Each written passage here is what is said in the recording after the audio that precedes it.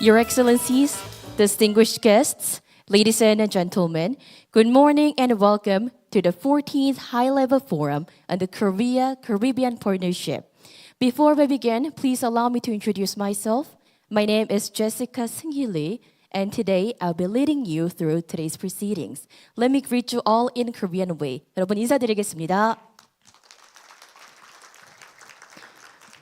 Thank you. And firstly, we sincerely appreciate all distinguished guests and general participants from home and abroad for attending the 14th High-Level Forum on the Korea-Caribbean Partnership. Your valuable time and great interest have made this forum possible, and we look forward to a successful event together. And now, without further ado, let us commence the opening ceremony. And today, we will start with the opening address, followed by welcoming address, and congratulatory remarks, and a photo session. So please stay with us until the very end and share fruitful discussions on the cooperation and partnership between the Korea and Caribbean region. With that, ladies and gentlemen, it is my great honor and privilege to invite His Excellency Kim Hong-kyun, First Vice Minister of Foreign Affairs of the Republic of Korea, for his opening address. Please join me in welcoming him with a big round of applause. Please come up to the stage.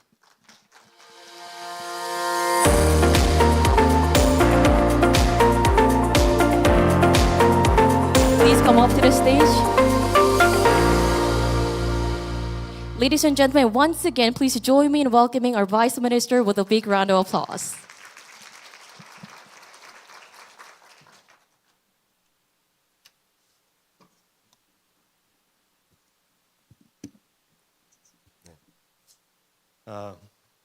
Good morning, everyone.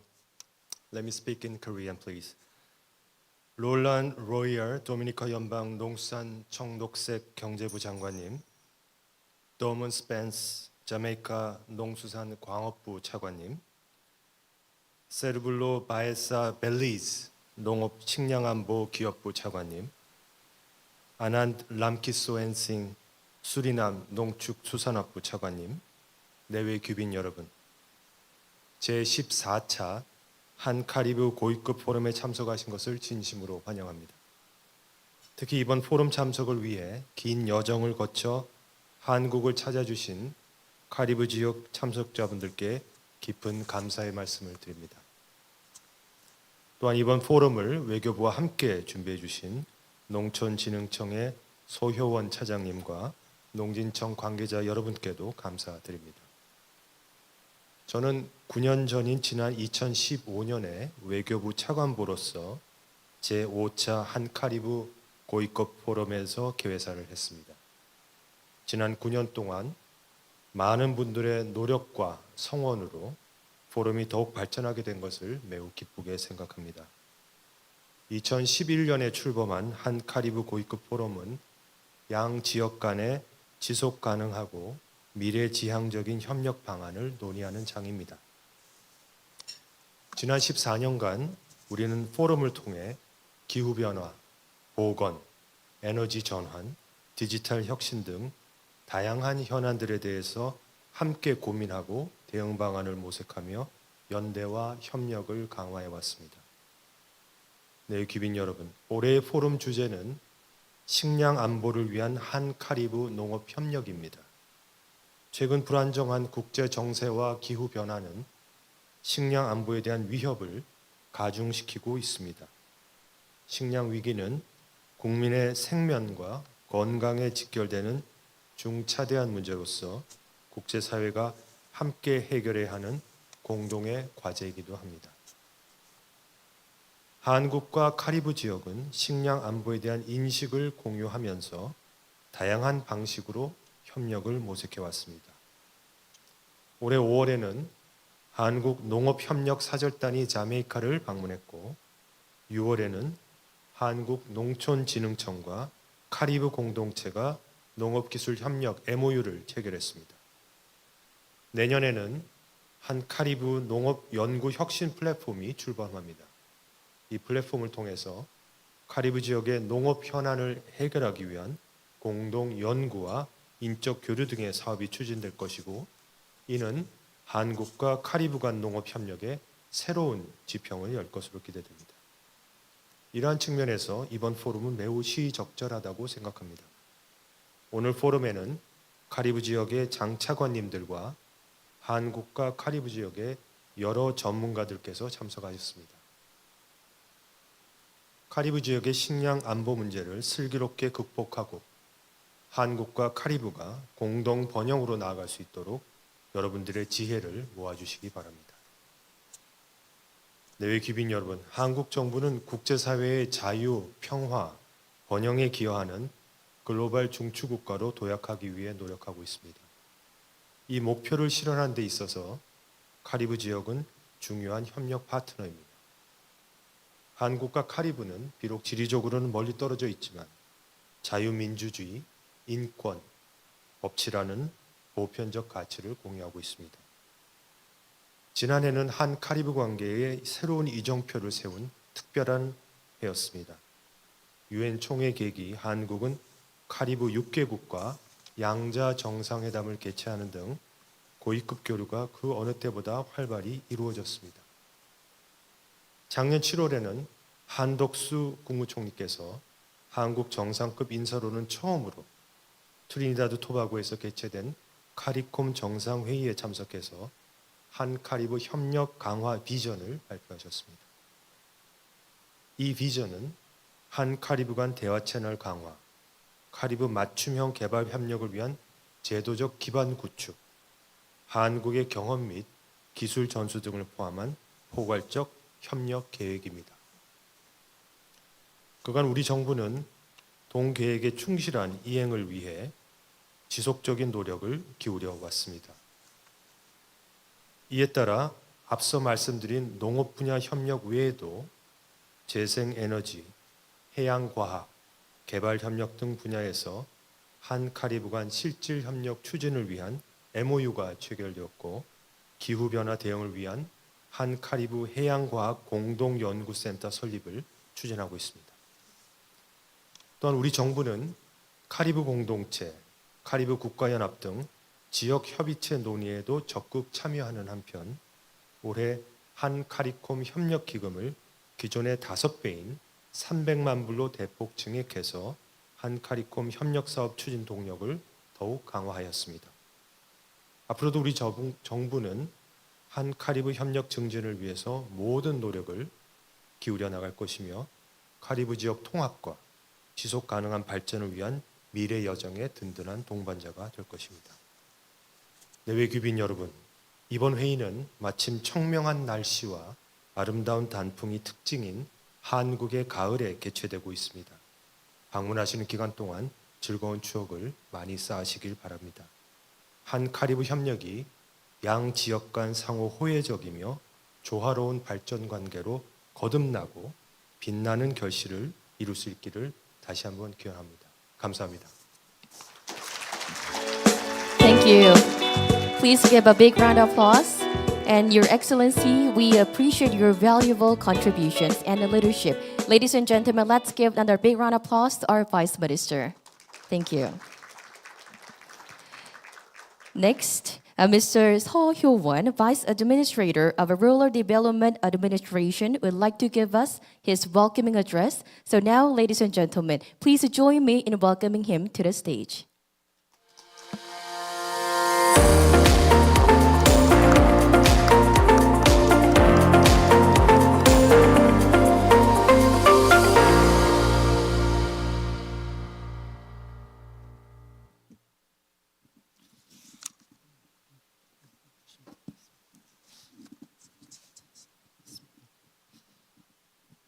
예, 반갑습니다. 농촌진흥청 차장 서효원입니다.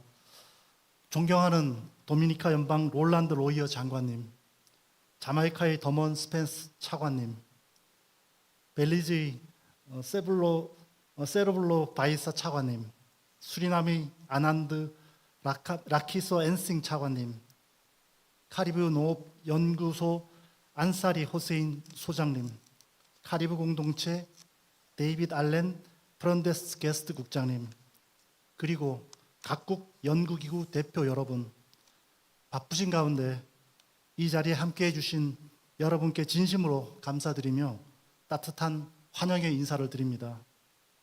저는 이번 포럼에서 환영의 말씀을 드리게 되어 매우 뜻깊고 기쁘게 생각합니다. 농업은 우리의 미래를 지탱하는 중요한 산업이며 기후변화와 식량 안보 위기에 대응하는 핵심 열쇠입니다. 한-카리브 포럼은 지난 수년간 농업기술 협력에 대한 논의를 지속해 왔으며 그 노력의 결실로 올해 6월 10일 대한민국 농촌진흥청과 카리브 공동체 간 농업기술 협력 MOU를 체결하게 되었습니다. 이는 양측이 긴밀한 협력을 바탕으로 농업 분야 동반 성장을 위해 나아가는 첫걸음이었습니다. 앞으로 이 협력의 연장선에서 2025년 한-카리브 농업연구 혁신 플랫폼을 출범할 예정입니다. 이 플랫폼은 단순한 기술 교류를 넘어 연구와 혁신을 통한 실질적인 성과 창출을 목표로 하고 있습니다. 한국과 카리브는 이 플랫폼을 통해 신뢰를 쌓고 지속 가능한 농업 발전을 함께 설계할 것입니다. 지금 전 세계는 기후변화와 식량 안보 문제로 큰 도전에 직면해 있습니다. 이러한 도전 속에서 카리브 지역이 추진 중인 25 by 2025 목표는 식량 자급과 농업 발전을 위한 매우 중요한 비전입니다.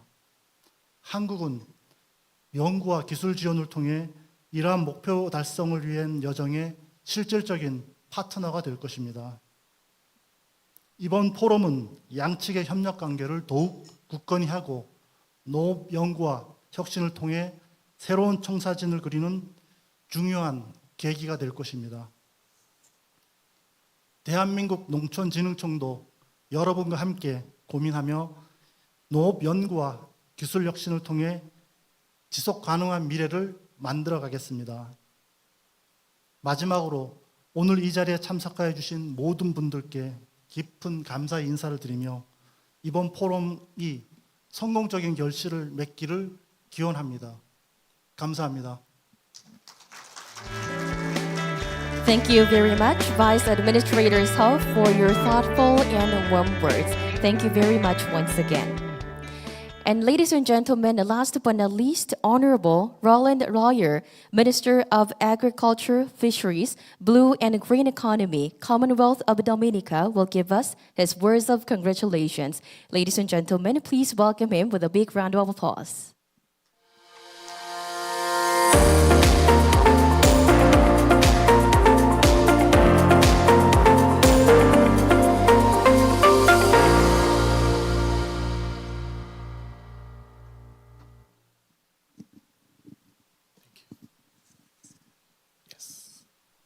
Deputy Minister of Foreign Affairs of South Korea, Deputy Administrator of Rural Development Administration, esteemed colleagues and distinguished participants, ladies and gentlemen, a pleasant good morning. Warm greetings from the nature island of the Caribbean, the Commonwealth of Dominica. It is an honor and a privilege to congratulate the government of the people of South Korea on convening the 14th High-Level Forum on the Korea-Caribbean Partnership. I must begin by acknowledging that today's message is delivered with mixed emotions. While we come together to strengthen our food systems and celebrate agricultural advancements, we are acutely aware of the challenges facing global community. The ongoing wars has underscored the fragility of global supply chains, driving up the cost of agricultural inputs and destabilizing economies worldwide. Though the Caribbean region has remained a haven of peace, with no wars or major conflicts, will bear the brunt of these disruptions. In addition, though we are not significant emitters of greenhouse gases that fuel climate change, our islands suffer disproportionately from its impact. Erratic weather patterns and extreme events challenge our food security, demanding that we adopt bold and sustainable solutions. On October 16th, merely 2 weeks ago, the world observed World Food Day under the theme, Right to Food for a Better Life and a Better Future. Yet, despite global commitments and statistics, the statistics remain sobering. According to the Food and Agriculture Organization, over 2.8 billion people worldwide cannot afford a healthy diet, and more than 780 million faced chronic hunger in 2022. These figures remind us that we are still far from achieving the Sustainable Development Goal of ending hunger by 2030. Fellow delegates, the most vulnerable among us sadly continue to suffer the most. It is fitting, therefore, that the forum theme, Korea Caribbean Agricultural Technology Cooperation for Food Security, underscores agriculture as a path to resilience. We hope the Korea Caribbean Partnership will serve as a foundation for meaningful action and sustained cooperation. Today and beyond is a renewed call for collective action to ensure that agriculture in the Caribbean remains a pillar of resilience and a provider of livelihoods and a guarantee of food security. Let us also ensure that we advance, we bring forward a sector that supports prosperity and protects our people from vulnerabilities brought on by global uncertainties. As we build on this Korea Caribbean Partnership, let's commit to advancing technological innovation and agricultural development through stronger cooperation in research and development, jointly addressing the challenges faced by climate change by advocating for climate justice, increasing agricultural trade between us, and encouraging private sector investment at all stages of the value chain. On behalf of Caribbean coastal countries, congratulations once again to South Korea and to all the participating nations. May this forum mark the beginning of a stronger, more resilient partnership, and may it foster the Sustainable Food Security Alliance that we all seek. Thank you very much. Thank you, Minister Royer. Thank you for gracing us with those meaningful words. And with that, ladies and gentlemen, we will proceed to a photo session. We'd like to welcome our Vice Minister Kim. Please come up to the stage and join this photo shoot. Please come up to the stage. And we'd like to also welcome a Vice Administrator, Mr. Seol. Please come up to the stage. And our esteemed speakers and guests from home and abroad, please come up to the stage. And once you come up to the stage and join this photo session, please remove your name tags. And also, if you're wearing a jacket, kindly fasten the buttons as well. Thank you for your cooperation. And ladies and gentlemen, please remain seated. We'll soon commence session 1 without having a break, so please remain seated. Thank you very much for your cooperation.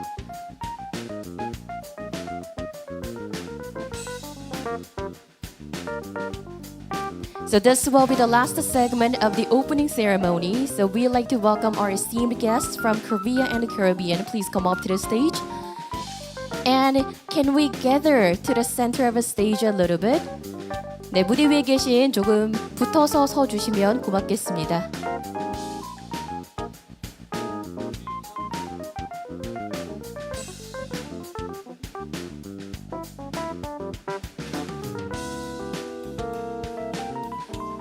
Please make sure that we can see all of your faces. Please stand in between people in front of you.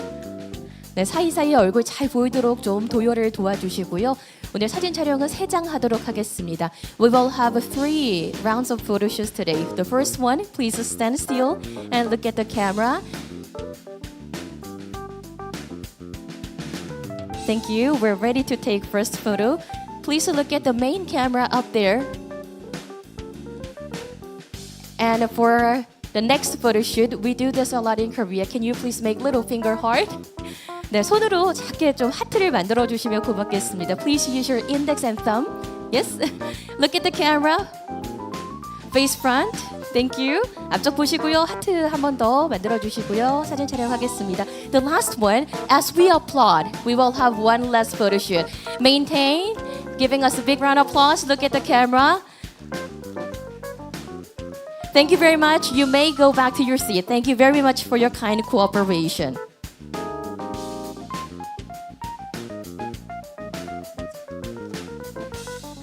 And ladies and gentlemen, thank you for your patience once again. And without further ado, we will start our first session. And while the stage is being set, allow me to provide some information about this year's, the 14th High-Level Forum on the Caribbean Partnership. So every year, we have gathered together and have addressed important issues between Korea and the Caribbean region, and also discussed the potential cooperative solutions to these challenges. And this year's forum will be held under the theme of Agricultural Technology Cooperation for Food Security. I believe that food security is one of the most crucial issues directly related to the survival of people, populations. So in this forum, we aim to discuss the joint response strategies and cooperation between Korea and the Caribbean regarding food security. We have 2 sessions ready for you. The first session, we will have presentations and in-depth discussion under the topic of food security challenges and strategies in the Caribbean region. For the next session, which will be our second session, we will have presentations and a discussion as well, and we will deal the theme of Korea-Caribbean Partnership for Food Security. So ladies and gentlemen, please stick to us until the very end, and we ask for your active cooperation and participation so that we can address these challenges together and also strengthen our already strong ties between Korea and Caribbean. Thank you.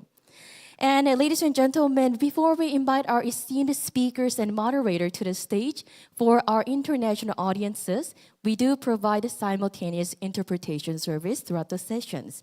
Once again, we do have our receivers on your tables. Channel 1 is for Korean and channel 2 is for English. So please use your receivers on your tables. And once again, ladies and gentlemen, once our moderator and esteemed panelists come up to the stage, please welcome them. And now it's time to welcome our moderator and speakers. Please welcome them with a big round of applause.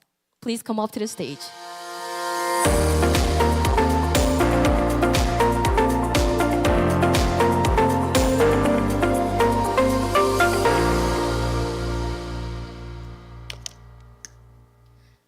As we introduced before, this session, we will have presentations and an in-depth discussion under the title of Food Security Challenges and Strategies in the Caribbean Region. And we are joined by 5 esteemed speakers from home and abroad, and we also do have our moderator here on the stage. And allow me to introduce him. I'd like to introduce moderator of this session, Ambassador Kim Jin-hye, Government Representative of the Republic of Korea to CARICOM. So please welcome him with a big round of applause.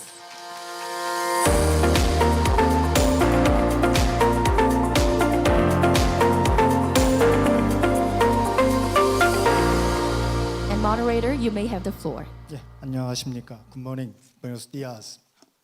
저는 오늘 포럼의 1세션의 자장을 맡은 김진애 카리콤 정부 대표입니다. 한국과 카리브 지역의 협력과 공동 발전을 논하는 이 뜻깊은 자리에서 첫 세션의 문을 열게 되어 영광입니다. 아울러 오늘 이 자리를 함께 해주신 네 기빈 참석자 여러분께 감사의 말씀을 드립니다. 이번 포럼의 대주제는 식량 안보입니다. 최근 지구촌의 기후변화로 인해 몸살을 앓고 있습니다. 한국은 올해 극심한 무더위가 장기간 이어지면서 힘든 여름을 보낸 반면 카리브 지역 또한 지난 8월 허리케인 베릴로 인해 큰 피해를 입었습니다. 잘 아다시피 이와 같은 이상 기후는 농업 생산성을 저하시켜 식량 공급에 불안정을 초래함은 물론 식량 안보에도 악영향을 미치고 있습니다. 앞서 김원근 차관께서도 개회사에서 언급하셨듯이 식량 안보는 현재 우리가 직면한 중대한 문제이며 국제사회가 함께 해결해야 할 전 지구적 도전 과제입니다. 그러한 의미에서 오늘 포럼은 현재 한국과 카리브 지역의 식량 안보 문제를 점검하고 이에 대한 대응 전략과 양 지역 간의 협력 방안에 대한 아이디어와 지혜를 나눠보고자 합니다. 특히 본 세션에서는 여기 계신 카리브 각국의 농업 담당 부처 장차관님들을 모시고 카리브 지역의 식량 안보 현황과 대응 전략에 대해 들어보는 시간을 갖겠습니다. 먼저 세션 진행 순서를 설명해 드리겠습니다. 여기에 계시는 패널 5분들의 발표를 차려 듣고 모든 발표가 끝난 후 질의응답 시간을 통해 청중들의 의견과 질문을 받도록 하겠습니다. 발표에 앞서 패널분들을 소개시켜드리겠습니다. 바로 제 옆에는 도미니카 연방의 폴란드 로이어 농수산 청록색 경제부 장관님이 계십니다. 이어 자메이카에서는 도몬 스펜스 농수산광업부 차관님께서 자리를 함께 해주셨습니다.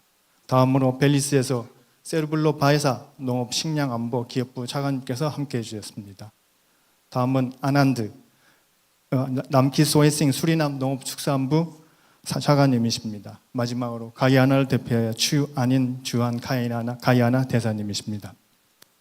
그럼 첫 순서로 놀란드 로이어 장관님의 발표를 듣겠습니다. 로이어 장관님을 단상으로 모시겠습니다. 큰 박수로 맞이하여 주시기 바랍니다.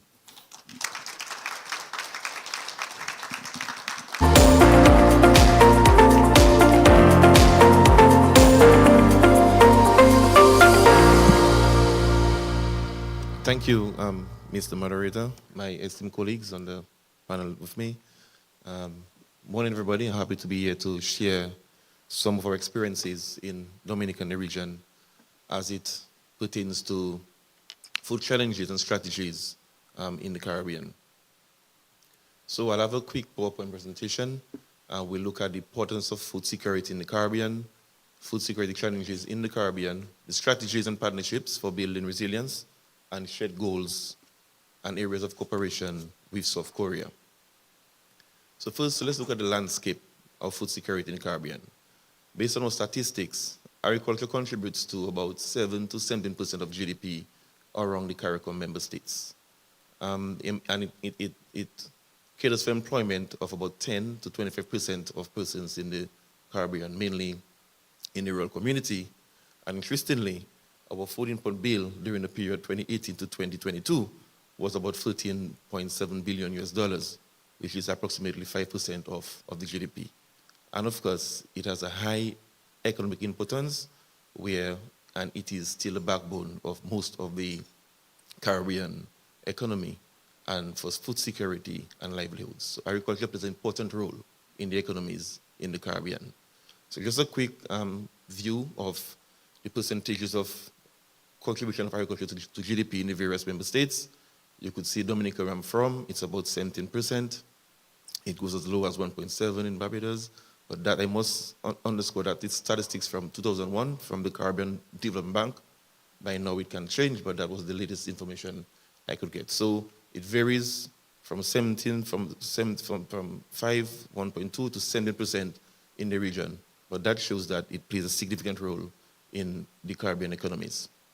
In terms of employment, in Dominica, it caters for around 25% of employment. In Jamaica, 16%, St. Lucia, 20%, and Guyana, we have around 30%. So you can see the figures show that it's very important for us in the region. Food security challenges. As we know, the Caribbean region is located right in the path of hurricanes every year. My country in 2017 was struck by Hurricane Maria, and we lost about 222% of the GDP. The agricultural sector was down its knees. We lost everything, and it valued about $600 million US in terms of destruction just to the agricultural sector. In 2024, this year, a few months ago, we had Hurricane Beryl, which passed through the Caribbean, affected St. Vincent, Jamaica, St. Lucia, Barbados, Grenada, leaving damage of over $159 million US. And that was just preliminary estimate. I guess by now it would have been more. So that shows the impact that we suffer from more frequent and stronger storms in the region.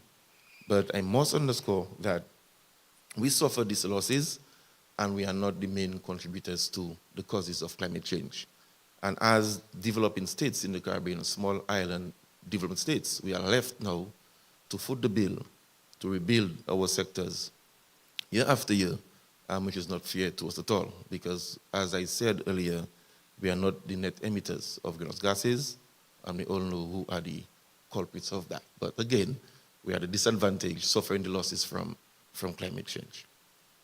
That's just a table showing more impacts of weather throughout the Caribbean, so that just justifies what I said from my last slide. Food security challenges, again, we have a high dependency on food imports, and the high cost of imported food affect the affordability and the accessibility in the region. We have limited local production, which leads to food insecurity during global supply chain disruptions. For example, during the Russia-Ukraine war, the ongoing war in Gaza, during COVID-19, we saw the increase in food, and not just food, but even agricultural inputs that raised the price of cost of production for us here in the region. Challenges continued. We have the price fluctuation of inputs and energy, which impact the cost that I just mentioned. We have scarcity of farm labor. I know in Dominica that's a main issue. We were dependent on migrant labor. That has still slowed down, but I guess like many other Caribbean countries, we suffer from that. We have an Asian farming population. It's about 60 to 65 years, which is the average age of a farm in the region. That again is affecting food security. And we have limited resources for agricultural investment and technological advancement in the region.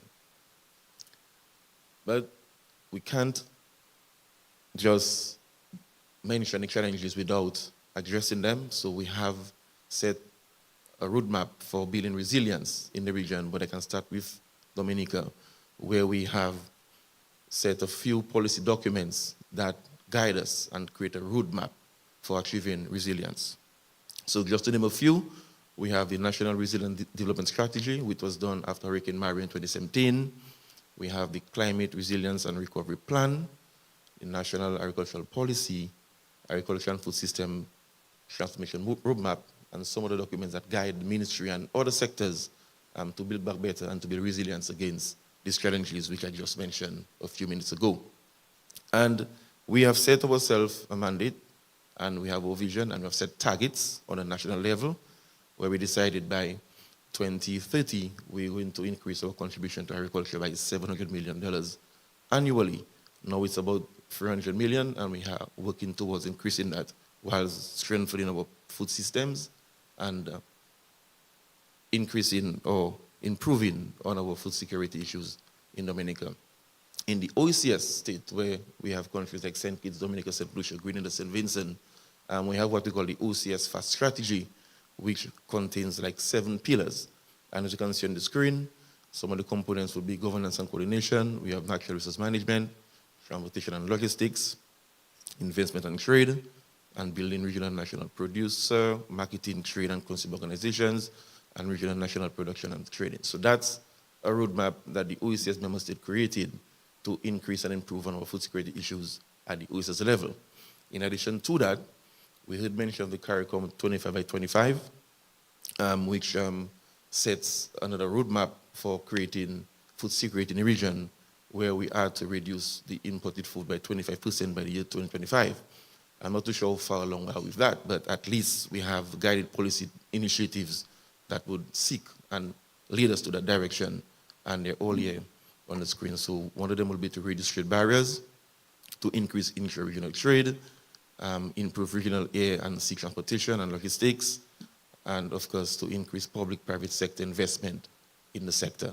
So we have every country has its national policy and direction. We have the OECS level strategies, and now we have the CARICOM level strategy, where we have the CARICOM 25 by 25 initiatives. And these are some collaboration and partnership opportunities I thought that would be useful for CARICOM and South Korea, so we can have joint initiatives in agricultural technology, research and development. We can have a platform for continuous knowledge and technology exchange, leveraging South Korea technology expertise and CARICOM's local knowledge, and we can build a framework to ensure sustainable, resilient food systems. And these are some of the areas we thought that we could focus when we build in that kind of framework going forward. We could look at local production and food self-sufficiency while we work towards reducing our imports. In Dominica, we're doing well with white potatoes, where we do it annually, and of course, we're reducing importation of that. We can look at improving infrastructure of the supply chain, investment in transportation, storage, processing, improve food distribution within and beyond the region. Of course, encourage private investment. We can have greater agri trade between Korea and the CARICOM, and of course, together we need to address the issues of climate change as we seek climate justice. Expected outcomes and next steps, we're looking at the long-term goals to increase food self-sufficiency and reduce import dependency in the Caribbean. We want to strengthen the resilience against climate and economic shocks. And going forward, we would like to establish a collaboration platform of ongoing technology and knowledge sharing, a roadmap for joint projects and investment in sustainable agriculture.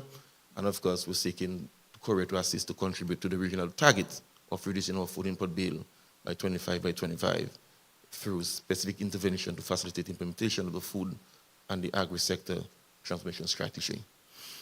In conclusion, I must say together we have the opportunity to foster a resilient and sustainable agricultural sector that can support food security and prosperity for generations to come. We urge all nations represented here to continue collaboration and knowledge sharing on agricultural technology and commit to supporting our farmers, fishers, and agri-processors. Let us create lasting frameworks and partnerships that empower communities and elevate our economies and ensure that no one goes hungry. And just my final message, together, let us transform agriculture across our regions, building a strong foundation for a food secure, resilient, and prosperous future. Thank you very much.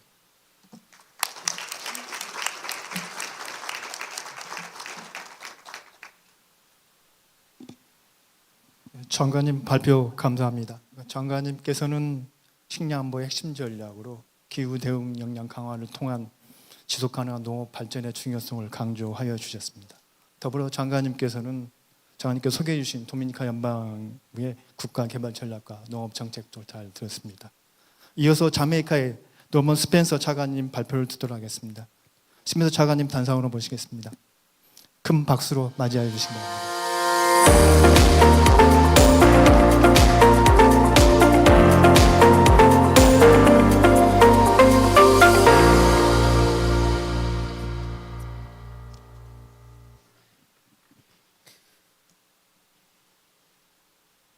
Thank you very much, Mr. Moderator.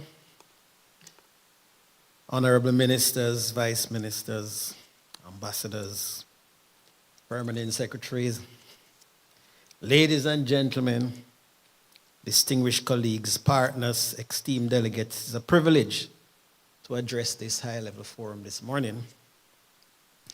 I want to especially thank the government and people of Korea and the Ministry of Foreign Affairs for the invitation to participate in this forum, which is providing a platform for fostering dialogue and cooperation between Korea and the Caribbean on the very important matter of food security and agriculture technology. Today, I just wish to discuss the complex issue facing Caribbean and share Jamaica's unique experience and strategies to enhance our resilience.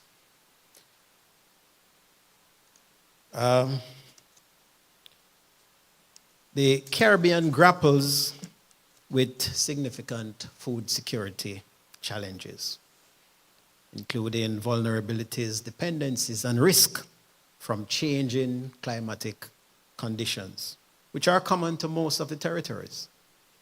I will not indulge too much in what the minister has already presented because he has covered aptly what the Caribbean faces.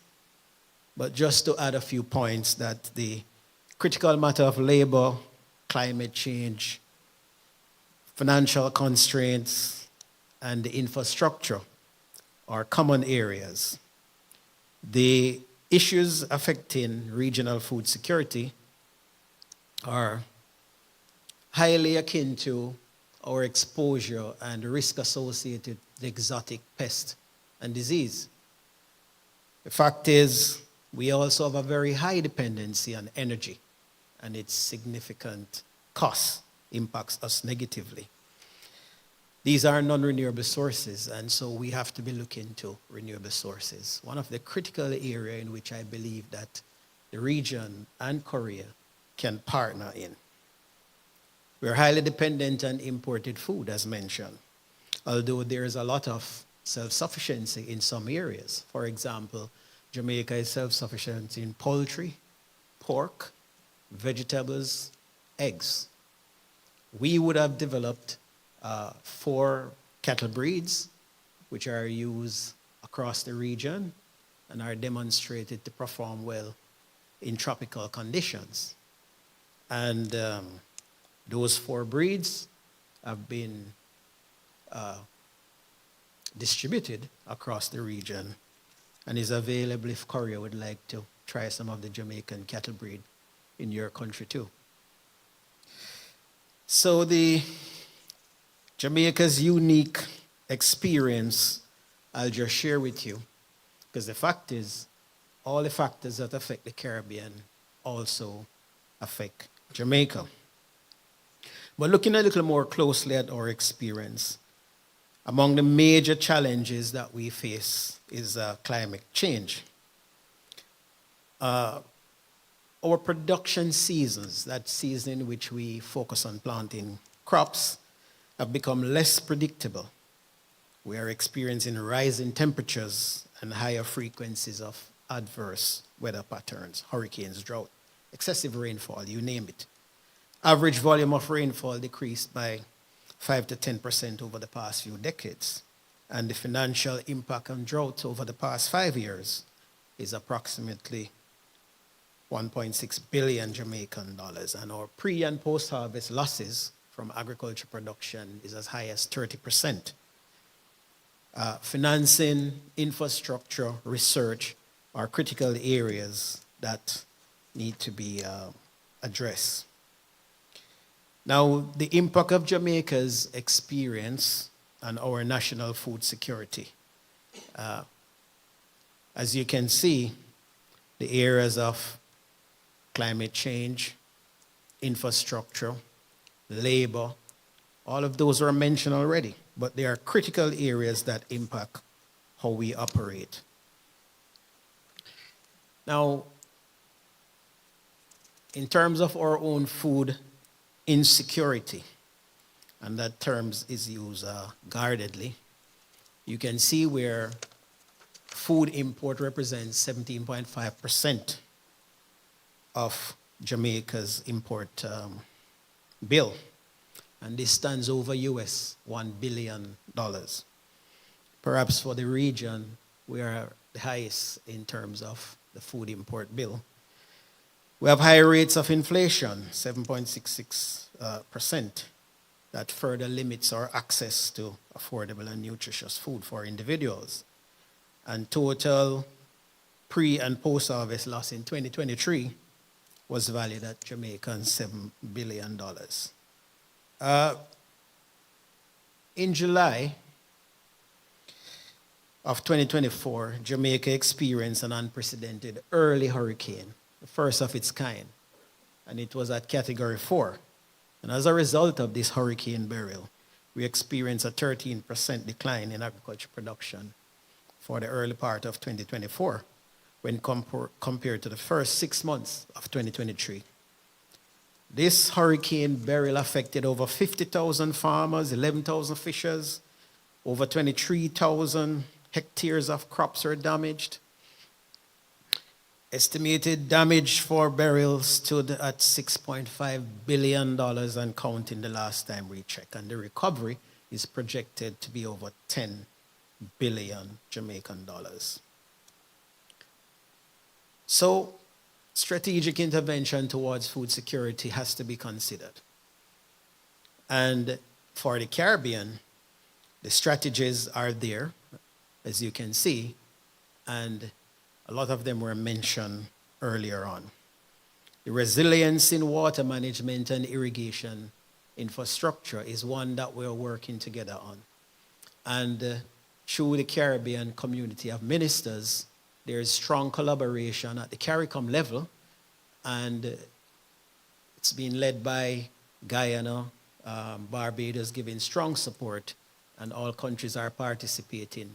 And there's a major project that is being supported through the support of the FAO, Food and Agriculture Organization, in which we are looking at significant infrastructure development in irrigation across the Caribbean.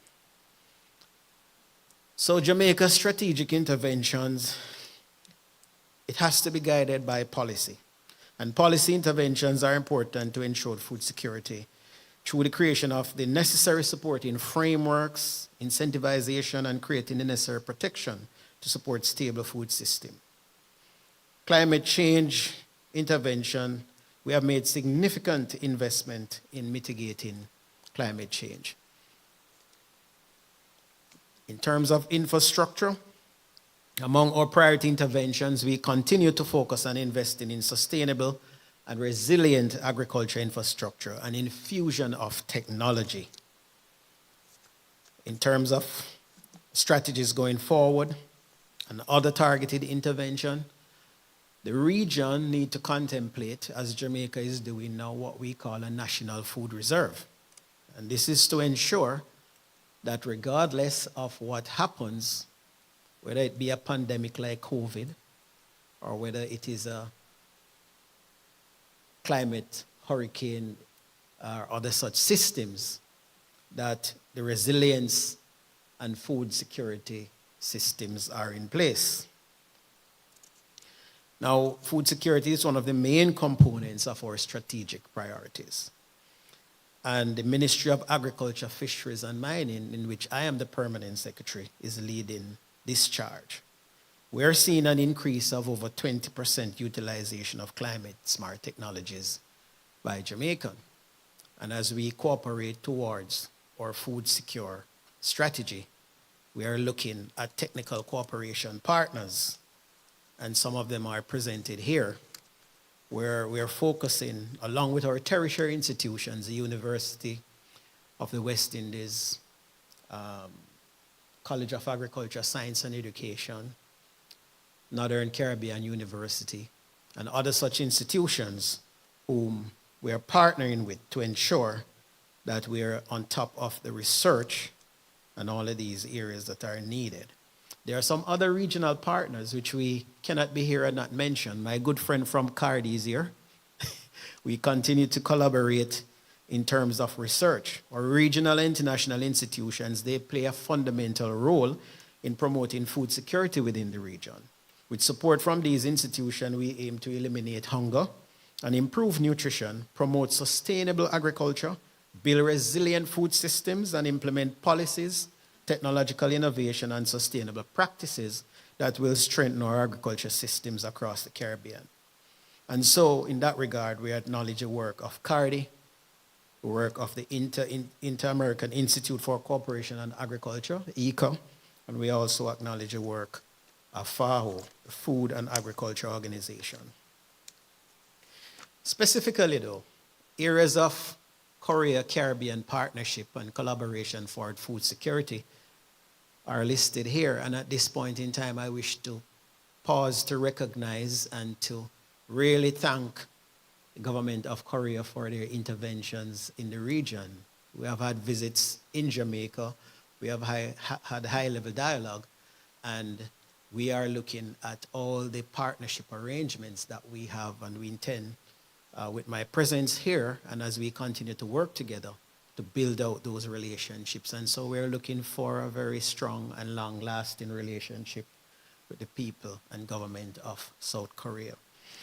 So as we engage in this forum, the opportunities for greater partnership are evident, as you have strengths here, and we can learn and benefit from these. On the technological cooperation, the opportunities for training and exchange programs for government officials and technocrats, students with specialized skills in agriculture, as well as interagency collaboration in agriculture research is critical. Of course, the area of infrastructure is also important.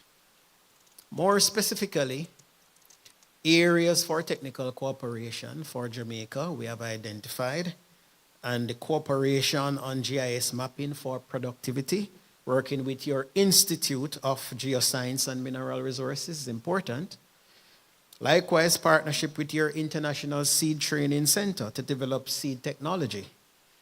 Cooperation on agriculture production to include finfish, mollusk, and seaweed. And you have mentioned that work in the area of marine and aquaculture technology is important. Partnership to source affordable and modern farming technology and equipment.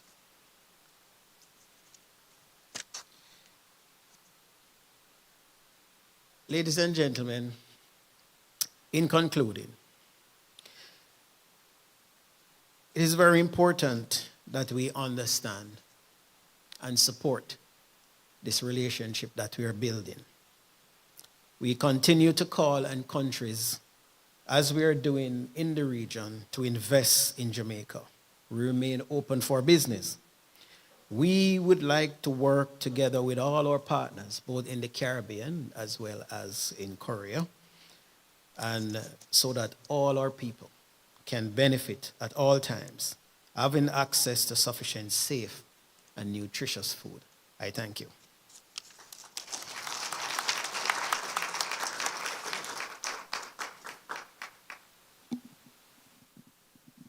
차관님 발표 감사합니다. 차관님께서는 자메이카를 비롯한 카리브 지역의 식량 안보를 위협하는 여러 도전 과제와 대응 전략을 상세히 설명해 주셨습니다. 특히 식량 안보를 위해 자메이카의 주요 관심과 협력 희망 분야로 농업 생산성 증진, 기술 이전, 연구 개발 등을 제시하여 주셨습니다. 이어서 벨리스의 세르물로 바이스 차관님 발표를 듣겠습니다. 차관님을 단상으로 모시겠습니다. 큰 박수로 맞이해 주시기 바랍니다.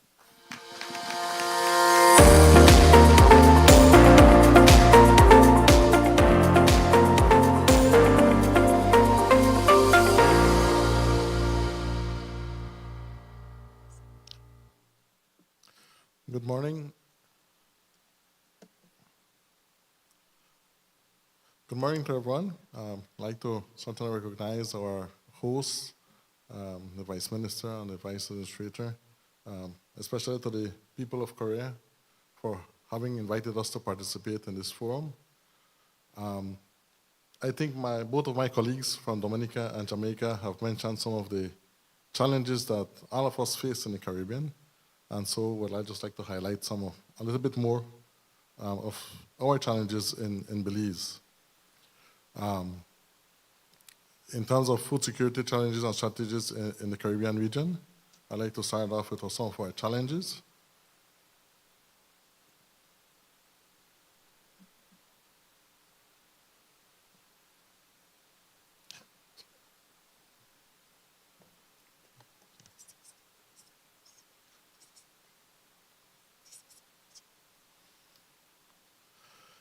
Thank you.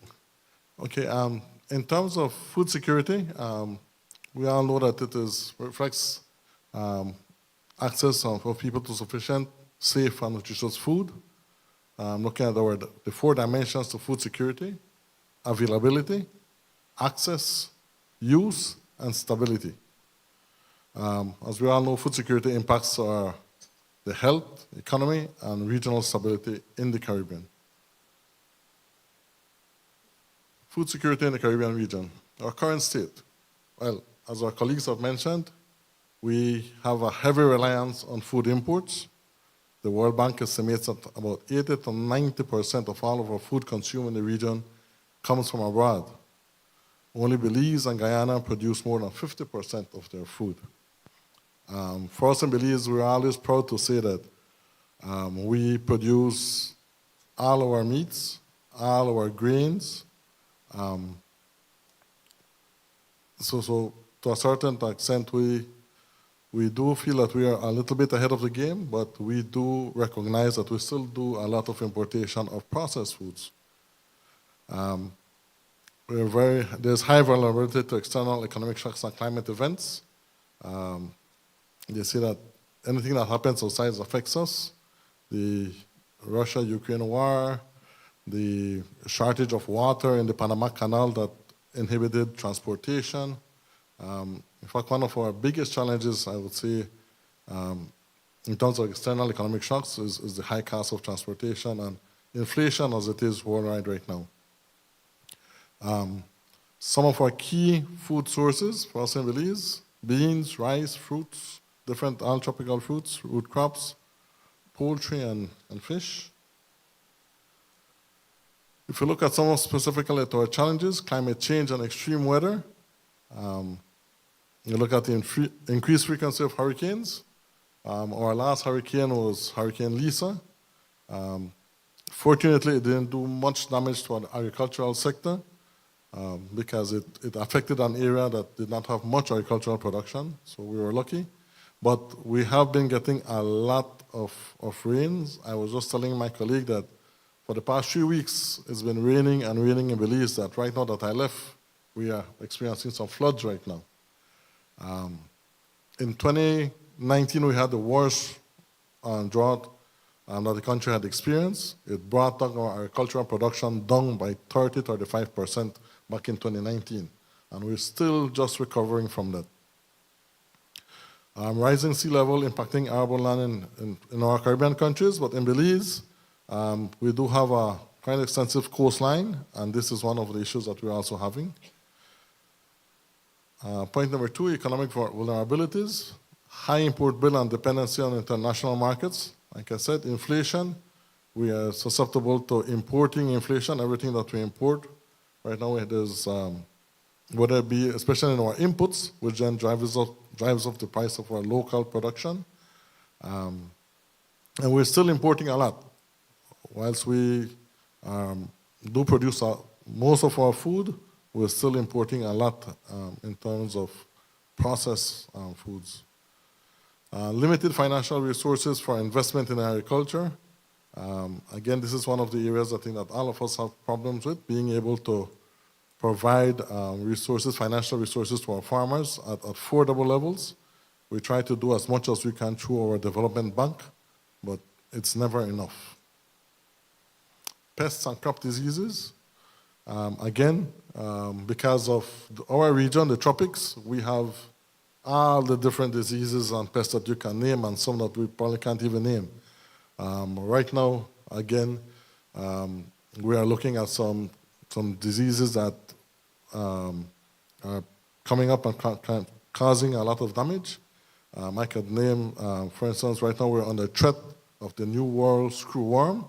It has been moving down from Costa Rica. It has reached now Guatemala just last week, announced that they had their first case of New World screwworm. So we are, very sort of in very high surveillance mode and trying to make sure that our farmers understand what this is. This disease, this pest, we had eradicated it 30 years ago. So a lot of our farmers and even our extension officers don't even know what the screwworm is. And so we have to, once again, teach them what it is. In sugarcane, we've had, from one thing to the other, we've had the farcopper, we have the stem borer, now we have fusarium that's affecting out of 70,000 acres of sugarcane, 40,000 acres have some level of infestation of fusarium. And as you all know, fusarium is a fungus, and fungus is something very hard to kill. And so in terms of population growth and urbanization, growing demands for food, especially in the urban areas, like all, I think, developing countries, we find that a lot of our population moves to the urban centers. And so we have to try to work to see how we can provide more food to those centers, to those urban centers. We've been trying to do some gardening in the cities to try to again alleviate some of that. Decline in local agricultural workforce. Again, this is underlying I think problem that we have in the region. We do have some new industries that are, I would say, to a certain extent, pulling away the labor. In our case, the call centers has been quite a big challenge, and tourism, which are our challenge in terms of labor. Limited agricultural land and soil quality, the scarcity of fertile land due to deforestation or urbanization. Again, some of our land has been in production for many years, traditional methods of agriculture, and so nothing has been done to really take care of the soil. And so we have them producing less and less. Water scarcity, this certainly is a challenge in the region. For us in Belize, it's not too much of a problem at this time. We're trying to assess how much water we have at the moment so that we can try to start to manage from now. Some of the strategies for enhancing food security: promoting sustainable agriculture, encouraging organic farming and agroecological practices, and the use of climate-resilient crop varieties.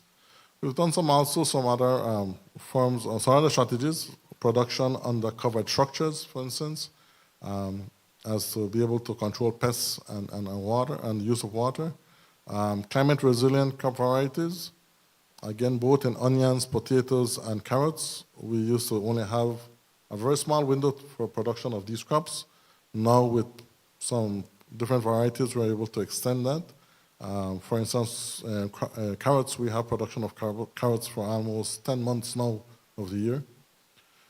Strengthening food systems infrastructure, improve storage and transportation to reduce food loss. Again, a very important area. Again, through different partners in development, we've been able to invest or to get some assistance in storage. As I mentioned, we have a very small window of production for some of those crops, potato, onions, that I mentioned. And now with some storage, we can produce more in that small window, and we can store with the availability of storage. And we continue working on our infrastructure, improving our roads so that our farmers have access to their farms and for food to come out. Reducing dependency on imports. Our late father of the nation, the Honorable George Price, used to say that you need to produce more of what you eat and eat what you produce. So we follow that mantra there, and trying to promote our local food production and encouraging our people to eat what we're producing. We have quite a project right now with schools for school gardens right now, and again trying to produce our local food, have our children exposed to this, and also for them to eat it in their school cafeteria. Climate adaptation strategies. I mentioned disaster risk management programs, efficient irrigation systems, and rainwater harvesting. These are some of the things that we're promoting amongst our farmers. Policy and governance initiatives of strengthening our food security policies and programs, regional collaboration. Again, in terms of CARICOM, our initiative of 25 to reduce our imports by 2025 by 25. Belize is trying to, certainly poised and is in a position to increase our food production. I think what we need to sort out more than that is the trade between Belize and our CARICOM brothers and sisters. In terms of supporting small farmers, like I mentioned, access to financing. Through our development bank, we're trying to provide financing for our small farmers. We have our World Bank project also, where we CRESUP, with refers to climate resilient agriculture, where we're promoting the use of technology and climate resilient agriculture. The role of technology and innovation. Certainly precision agriculture, the use of data to optimize crop yields. And I must say at this point that through cooperation with the government of Korea, the KOICA project, that is exactly what that project is aiming to do. It's helping the Belize Agriculture Information Management System, BAMS. It is strengthening BAMS and helping us for us to be able to, our extension officers to collect data more precisely and more in real time. So that certainly we know that information is key to make good decisions. Smart irrigation, agroforestry are other areas that we're working on. And in conclusion, food security is a multi-dimensional challenge in the Caribbean. There's not one particular issue. There's so many factors and variables that affect us. Strategies must focus on sustainability, climate resilience, and regional cooperation. And lastly, importance of local agricultural development and policy support. And thank you.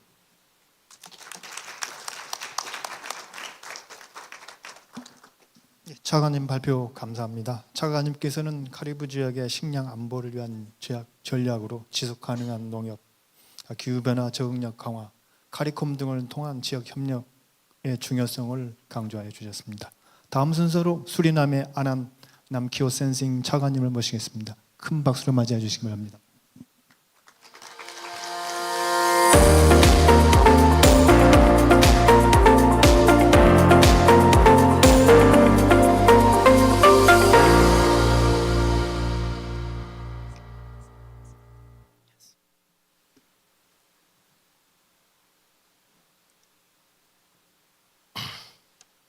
Dear Minister of Foreign Affairs of the Republic of Korea and the organizing committee of the 14th High-Level Forum on the Korea-Caribbean Partnership, esteemed ministers, ambassadors, permanent secretaries, high-level representatives from government, international organizations, businesses, officials, and academia from Korea and the Caribbean, invitees, representatives of the press, ladies and gentlemen, welcome.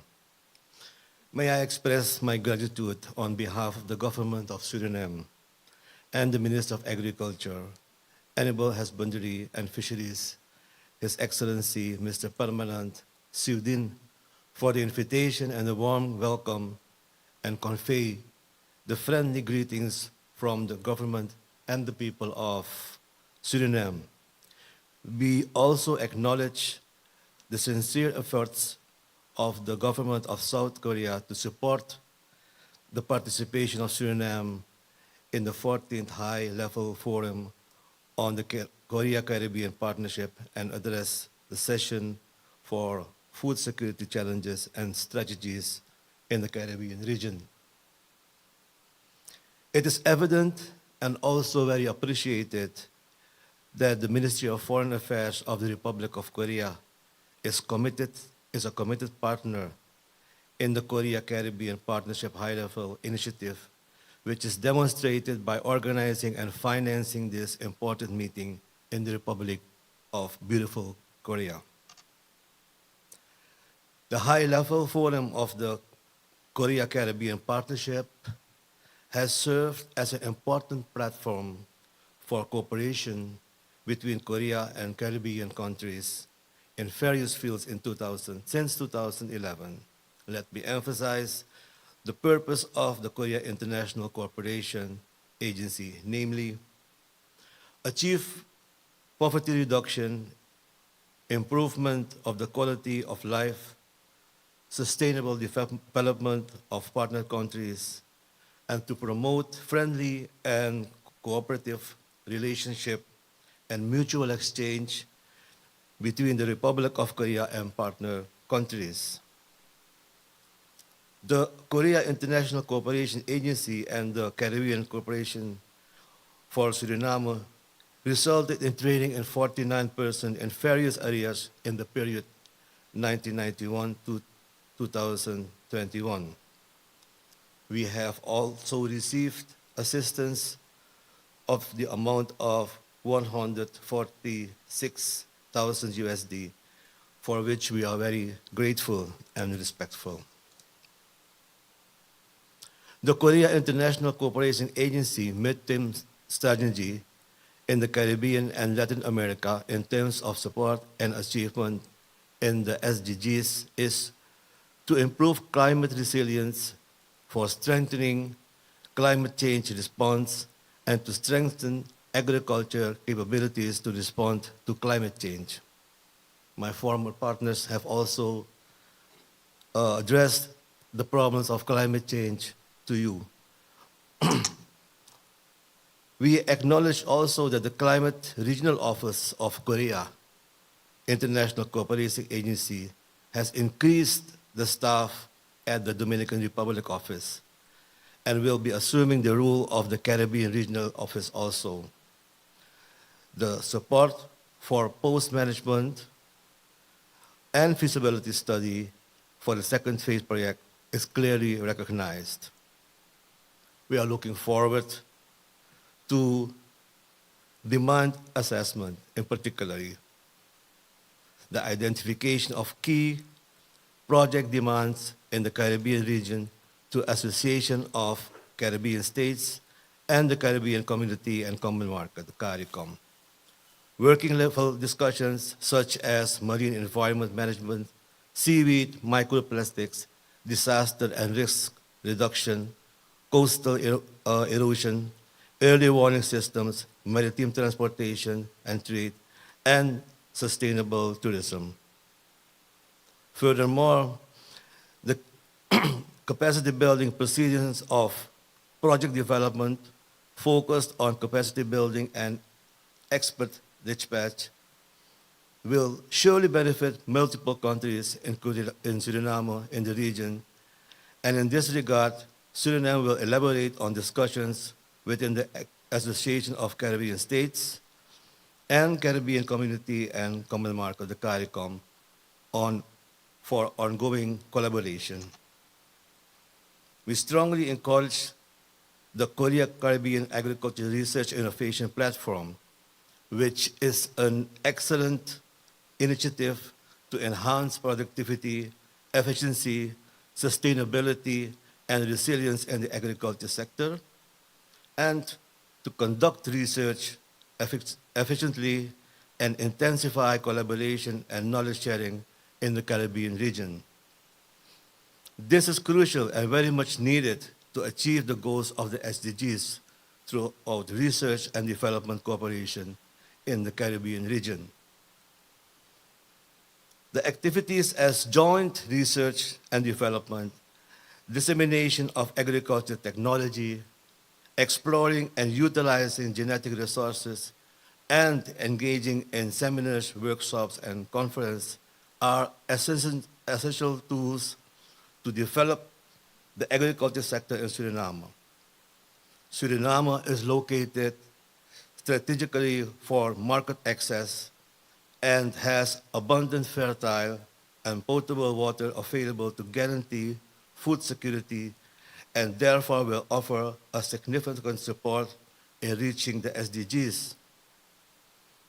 On October 16th, the President of the Republic of Suriname inaugurated the Public Agriculture Laboratory in Suriname, which will conduct high-level applied research in the fields of seed and genetic resources, soil sciences and fertility, productivity, pest and disease management, and processing. We will be delighted to be included on the future visits and be part of the discussions of research collaboration with regard to research areas proposed by the Caribbean Agriculture Research and Development Institute, CARDI, especially concerning climate change and pest and disease management in agricultural commodities. We like to express our sincere appreciation and gratitude for the signing of the Memorandum of Understanding between the Rural Development Administration of the Republic of Korea and the Caribbean Community for Cooperation in the field of agricultural research and development. This is indeed a great milestone in collaboration and strengthening institutional networks and bonds in the relationship with Korea and the Caribbean. Within the scope and because the Caribbean Agriculture Health and Food Safety Agency is stationed in Suriname, we also will soon be partnered in the CARDI network. Our compliments to the Ministry of Foreign Affairs of the Republic of Korea that this year's forum will focus on Korea-Caribbean agricultural technology cooperation for food security. As the population is increasing worldwide and the availability of land is becoming scarce due to sea level rising, it is very important that we issue this. The effects of climate change are manifest and increasing. I truly believe that our world food security is at stake. And if we do not act now, to solve the crisis, we might miss the MGG in striving to challenge the hunger in the world. I hope that this forum will serve as an important venue for in-depth discussions, knowledge sharing, and forging stronger partnership between Korea and the Caribbean countries, all with the goal of guaranteeing food security through agricultural innovation. We also congratulate the Ministry of Foreign Affairs of the Republic of Korea in hosting the high-level forum on the Korea-Caribbean Partnership annually since 2011. Over the years, the forum has indeed provided a valuable platform in fostering dialogue and strengthening cooperation between Korea and the Caribbean in various areas as climate change, public health, tourism, and digital government. Thank you on forehand for sharing our perspectives, insight, and strategies with this forum. We are assured that the discussions we will address and tackle our common challenges and lead us to a prosperous and guaranteed food security. Thank you.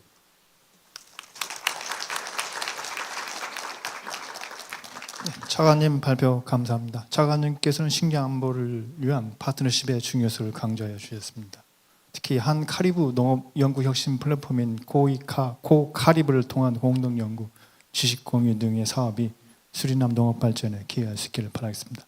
그럼 이번 세션의 마지막 회를 위해 추한인 대사님을 모시도록 하겠습니다. 당초 가이아나에서는 만달라 나마지 농업부 차관보님이 참석할 예정이었는데 국내 자정으로 부득이 참석할 수 없게 할게요. 안인 대사님께서 대신 발표를 맡아주시도록 하겠습니다. 안인 대사님을 뜨거운 박수로 맞아주시기 바랍니다.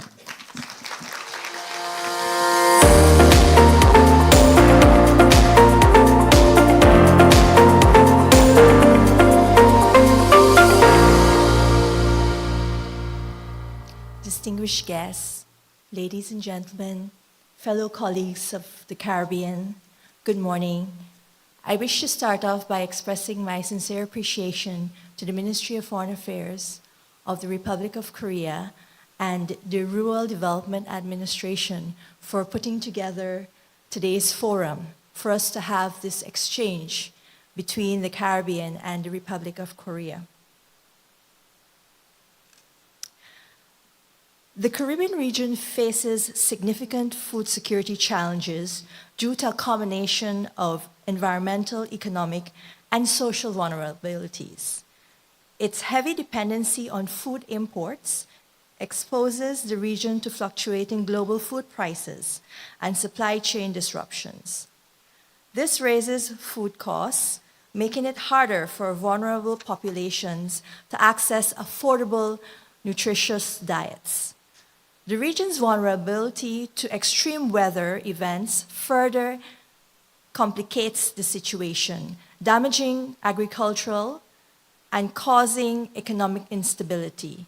Additionally, an aging farming population, limited youth engagement, and difficulties for small farmers in accessing resources compound the challenges to achieving food security.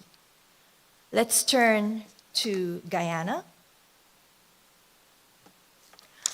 An overview of the agricultural sector in Guyana. Agriculture, including fishing, forestry, contributes to 24.1% to non-oil GDP in Guyana. Provides a $283.1 million in export earnings in 2023. Provides 17% of employment. Approximately 8.5% of our national budget is allocated to the agricultural sector, and the sector is expected to grow by 10.4% this year. Guyana produces 59% of foods for consumption and also has 420,000 hectares of arable land for agricultural purposes. The agricultural sector comprises of rice, sugar, fish, non-traditional agricultural produce, such as new varieties of vegetables and fruits, coconuts, citrus and spices, and agro-processed products. Soy and corn cultivation is also being implemented as a new area of agricultural production. When we speak of challenges of food security, we cannot forget climate change. And I think that all my colleagues before me have spoken about climate change. Climate change possesses a threat to sustainable agriculture and by extension to food security. The Caribbean is one of the most climate vulnerable regions in the world. Extreme weather events like hurricanes, floods, and droughts severely disrupt food production and damage agricultural infrastructure. For instance, in 2021, Guyana experienced catastrophic flooding that impacted 130,000 acres of farmland, resulting in a loss of 1.3 million animals and devastating rural livelihoods. Rising sea levels also is a threat. The low-lying coastal regions where most agricultural activities take place are increasingly threatened by sea level rise. In Guyana, continuous investment is needed to reinforce sea and river defenses to protect arable land and ensure food production continuity. Also, limitations to access to financing and technology for the agricultural sector due to risks and vulnerabilities in the region is also a major challenge. Also, small size and scales of economies and markets. The population of Guyana is 800,000 and is one of the countries in CARICOM with larger population. In Guyana and much of the Caribbean, there is a general concern that the farming population is aging and youths are not interested in agriculture. Limited access to finance, modern technology, and opportunities in agriculture seem to deter youth engagement in the sector.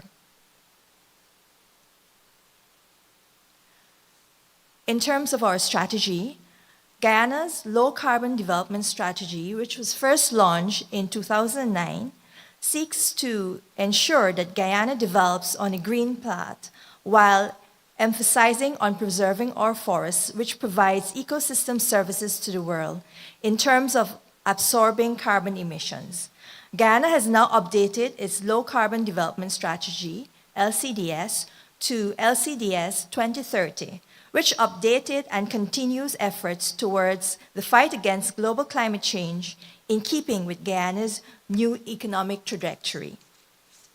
LCDS 2030 recognizes the important role that a resilient agricultural sector in Guyana has to achieve food security within the CARICOM region.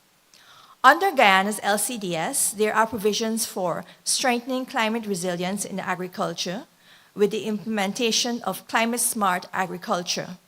The adaptation of climate-smart agricultural practices is essential for building resilience to climate change.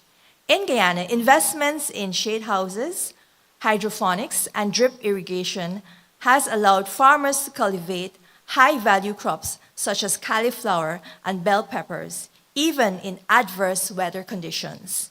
These technologies also reduce water usage, ensuring sustainability. Also, flood control infrastructure, where significant investments are being made in drainage and irrigation systems, flood control structures, and sea defenses. In Guyana has invested significantly in flood risk mitigation measures, which include the construction of major canals and upgrade of the East Demerara Water Conservancy. This infrastructure is vital for protecting agricultural land from extreme weather events and ensuring consistent food production. Guyana's LCDS also seeks to provide seeks to improve response capabilities for climate events and promotes the implementation of climate-smart initiatives. Secondly,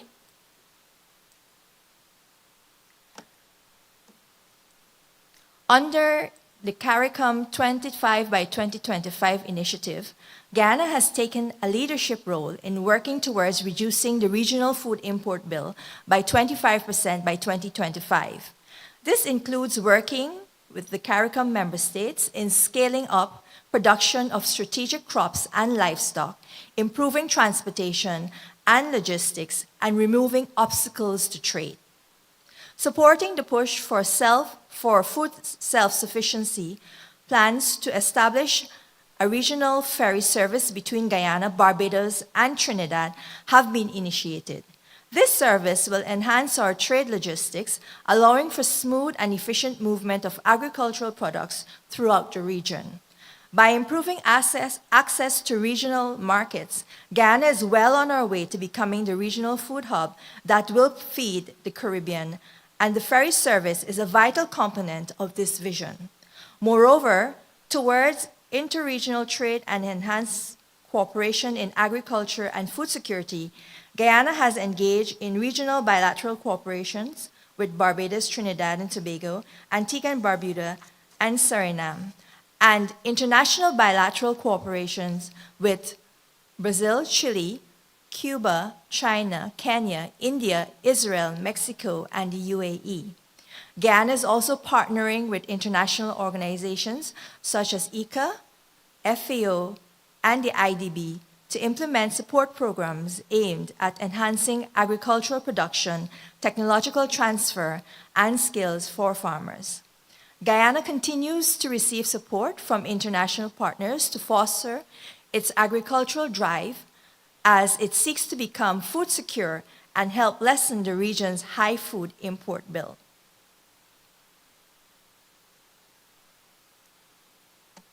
In addition, Guyana has also been investing in agricultural technology and innovations through the establishment of a digital agricultural platforms.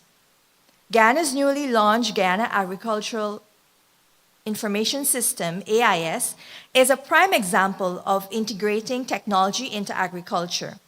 The system provides real-time data on crop production, market prices, and weather conditions, enabling farmers to make informed decisions and policymakers to better manage agricultural resources. In addition to AIS, technologies such as biofortified rice, hydroponics, and drone being used for crop management and monitoring are being implemented. Additionally, there has been the construction of a state-of-the-art laboratories, including a soil lab, a food safety lab, and tissue culture lab to support agricultural research and development. The collective CARICOM market provides investors with the opportunity to invest in multi-destinations and provide to a collective population of about 16 million citizens of the Caribbean, seen as one single market. Through CARICOM, there is also access to other international markets such as US, Canadian, European, and other markets in South America through trading agreements. Addressing food security challenges requires enhanced bilateral and multilateral cooperation. Korea has been a very supportive partner to Guyana and the Caribbean and the CARICOM region. Transfer of skills and knowledge, technological research, and capacity building are all areas in which Korea can collaborate with the Caribbean. Guyana is one of the few Caribbean countries which have a bilateral investment treaty with the Republic of Korea, and this provides a strong foundation and opens avenues for cooperation in the agricultural sector and beyond. Guyana therefore looks forward to expanding our relationship with the Republic of Korea as we partner to improve food security for the Caribbean and by extension, the global community. Thank you very much. 대사님의 발표 감사합니다. 가야나의 농업 분야 현황과 정부 차원의 2030 저탄소 개발 전략을 비롯하여 국제 협력을 통한 가야나의 식량 안보 전략에 대해 잘 들었습니다. 짧은 시간 내에 발표 준비하시느라 수고 많으셨을 것 같습니다. 좋은 말씀 나주셔서 감사합니다. 그럼 청중분들과 더 많은 얘기를 나눠보도록 하겠습니다. 앞에 들으신 파넬분들의 발표와 관련해서 질의가 있거나 이 포럼 주제와 관련해 의견이 있으시면 자유롭게 개진하여 주시기 바랍니다. 손을 들어주시면 마이크를 전달해 드리도록 하겠습니다.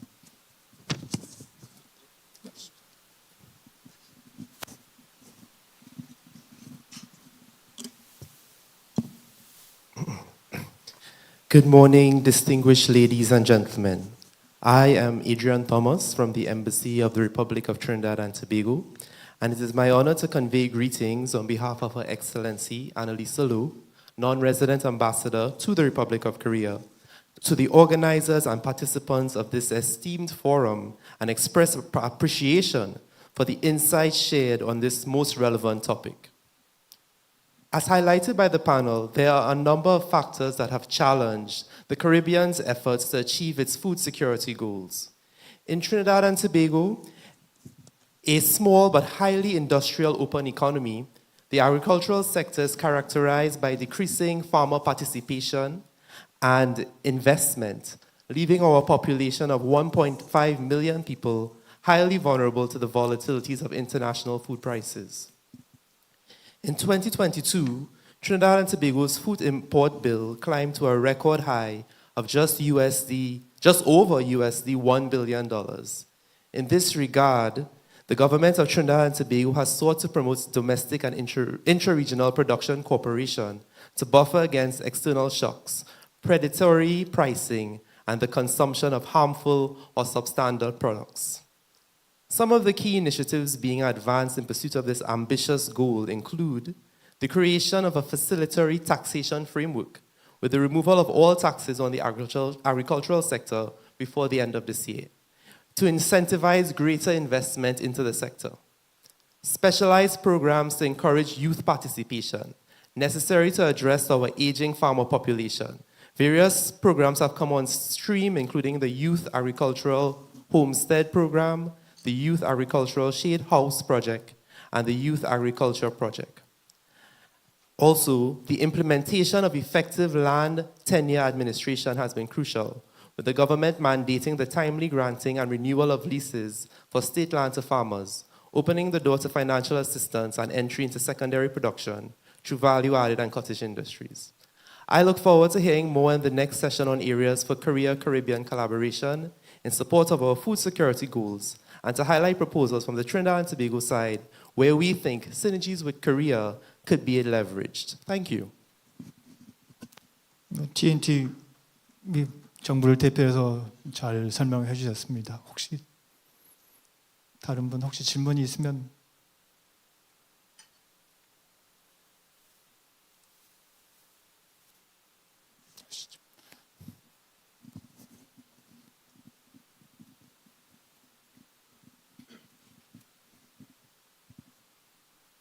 네, 안녕하십니까.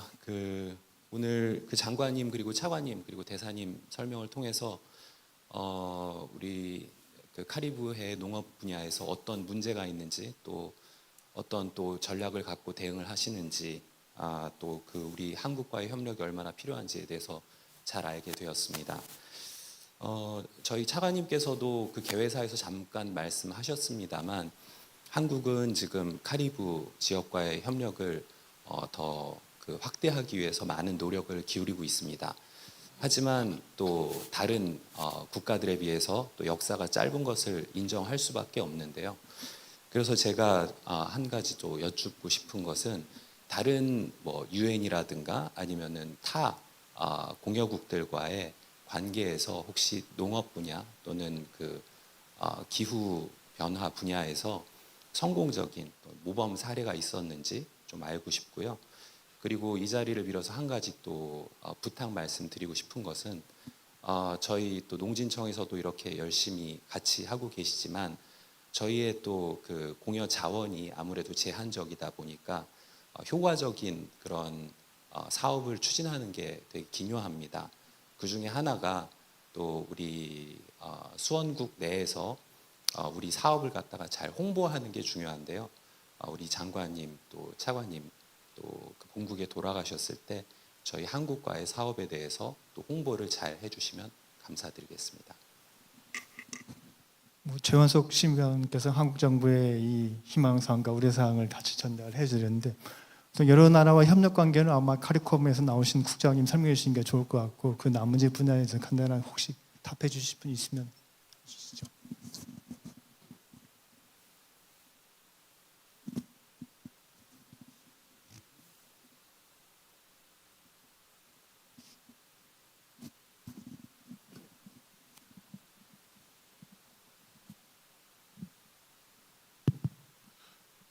Yes, good morning. As I mentioned in my presentation, I think I highlighted that we do have a project with the government of Korea. I think it is a regional project, but it is being through FAO, but funded by the government of Korea, the KOICA project. And it's certainly, for us, is very important. That project, although small, I would say in nature, does have a great impact on our agricultural sector because it's designed to assist with our information gathering. And like I said, for us to make good decisions, we need to have good information. So the Belize Agricultural Information Management System is a software where it's like a registry of all the farmers for the entire country, where the farms are located, what is being produced, and so that helps us in terms when there's disaster or there's a project that we want to steer in a particular direction or a particular crop, for instance, we know exactly where to go. But one of the challenges that we have with that project is that, or with that system, is that it's very hard to keep it updated. And so through the assistance of this project, our extension officers are being equipped and trained so that the information they gather on the field is uploaded immediately into the system. And so that helps us keep the system updated, and it gives us real-time information. And for us, well, certainly we can see how we can continue promoting this type of project funded by the Korean government. And we thank the Korean government for the support. 벨리스의 바이사 차관님 말씀 감사합니다. 혹시 다른 분 질문이나 의견 있으시면 손 들으시죠.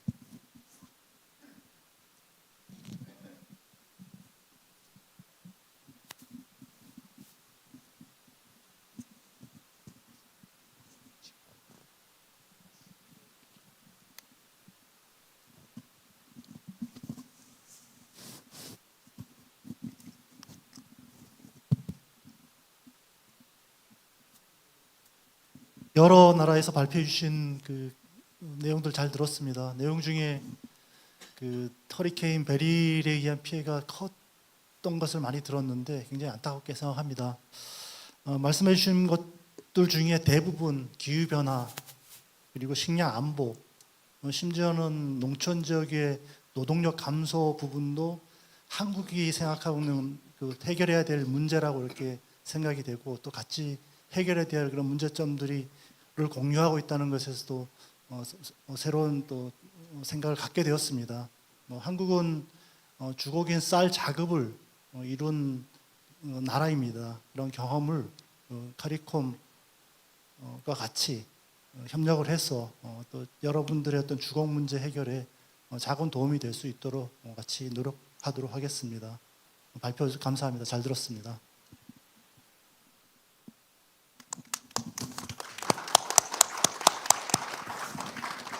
농업진흥청 차장님의 말씀 감사하고요.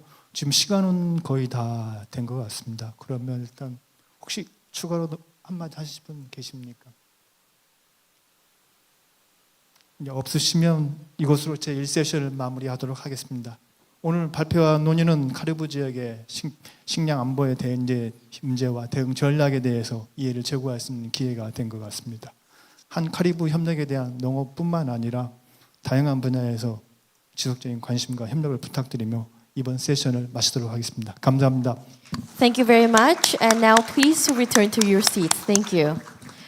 Thank you, ladies and gentlemen, for your participation. So through the presentations and a discussion of session 1, we've shared the current food security status of the Caribbean region and also the areas where we can further cooperate together. So we will continue discussions on collaboration opportunities in the upcoming session at session 2. Until then, we will have a short break for about 20 minutes. Ladies and gentlemen, please enjoy some coffee and refreshments in the lobby and come back to this hall by 11:30. Thank you, and we hope to meet all of you shortly. Thank you very much. 네, 여러분 안내 말씀드리겠습니다. 저희 약 20분 정도 휴식을 취한 후 다음 세션 2 이 자리에서 시작하겠습니다. 커피와 다과가 로비에 좀 준비되어 있으니 잠시 즐겨주시고 늦지 않도록 착석해 주시길 부탁드리겠습니다. 고맙습니다.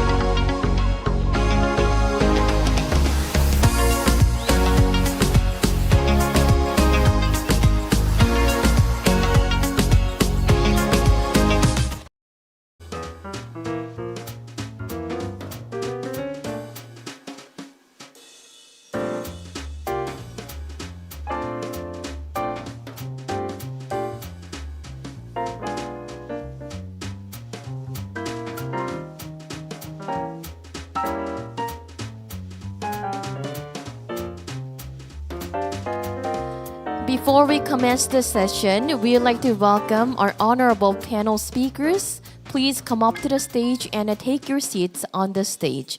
And we would like to also welcome our moderator, Mr. Kim Hwang-yong. Please come up to the stage. Thank you. 네, 세션 2 시작에 앞서서 함께해 주실 좌장님과 연사분들을 무대 위로 모시겠습니다. 세션 2 패널분들께서는 무대 위로 올라와서 착석해 주십시오.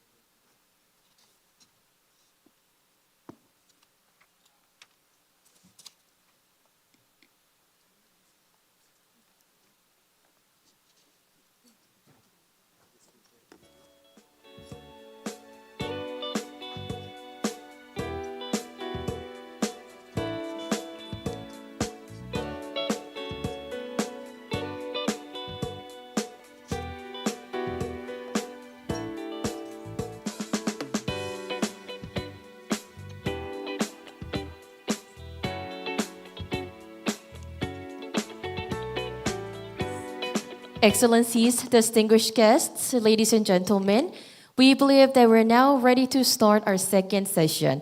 So once again, thank you very much for your participation. Welcome back to the 14th High-Level Forum on the Korea-Caribbean Partnership. Thank you very much.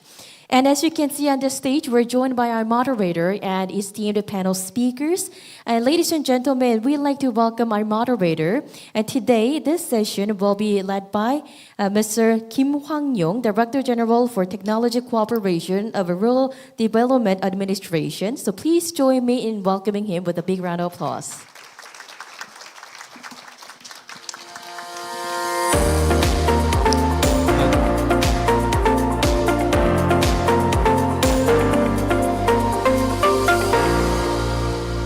Good morning, ladies and gentlemen, distinguished guests and participants. Thank you for attending this session. It's my great honor to be a moderator of this session. During 2 years, Rural Development Administration has been trying to establish agricultural research platform to cooperate Korea and between Korea and Caribbean countries, and it will be established next spring. In the process, I have a great opportunity to visit 4 Caribbean countries, including Guyana and Jamaica. Remember of beautiful scenery and splendid beaches and deep sky and good people always remind me how Caribbean countries are beautiful. Now I'm deeply moved by eager to listen to 5 brilliant speakers to how can we improve our cooperation. Let me introduce 5 speakers one by one. And the first speaker is Honorable Ambassador David Allen, a brand guest. Please give a big hand, please. And the second speaker is Mr. Ansari Hossain, the executive director of CARDI.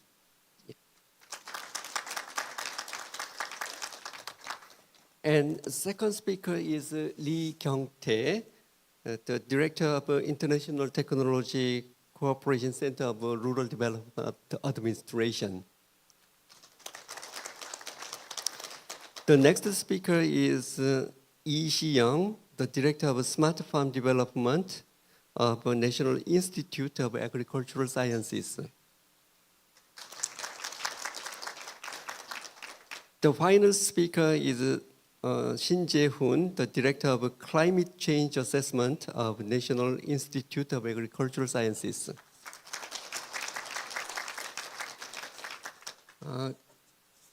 As I mentioned, the first speaker is Honorable Ambassador David Allen, Prendergast, who will introduce you the CARICOM food security policy. Please, yeah.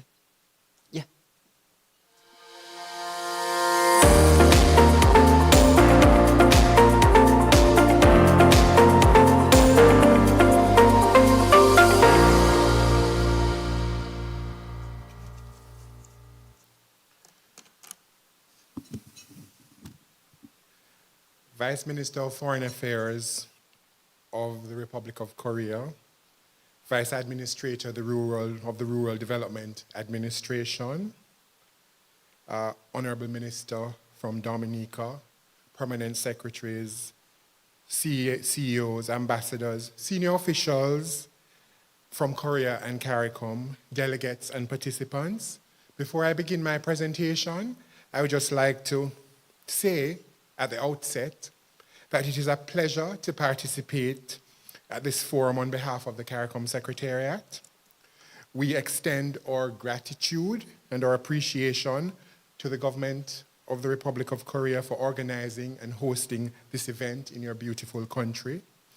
And the CARICOM Secretariat, I wish to state, and the region as a whole values the strong relationship with Korea, which is bolstered by the Korea-Caribbean Partnership, and which seeks to promote cooperation in the field of agriculture, including addressing food security issues faced by the agricultural sector, adapting climate change mitigation measures, and building sustainable food systems. So that sets the context, and we look forward to strengthening our collaboration with Korea. Now, the ministers and the ambassadors have spoken, but I will just give a context of the Vision 25 by 2025 initiative. So the presentation will focus on Vision 25 by 2025 overview, its priority areas, developments to date, and 25, what I call 25 by 2025 technology enhancement, which essentially is the theme or the focus of this forum that we're having here today. Now, the CARICOM, the current regional and food and I look at current regional food and security nutrition status. Now, CARICOM countries except Belize and Guyana are net food importers. Just a few stats. At least 7 of these countries import more than 80% of the food they consume, and you would have heard ministers refer to that, and the ambassadors and PS refer to that. Our region is highly dependent on the imports of basic everyday food items, wheat, fresh produce, dairy meats, animal feeds, and a range of processed foods. Now, our annual food import bill is estimated at US $6 billion, and an estimated 7.1 million, 57% in the English-speaking Caribbean are food insecure. And this is based on a World WFP study that was done recently. There were several surveys, and the last one, the statistics are from the survey.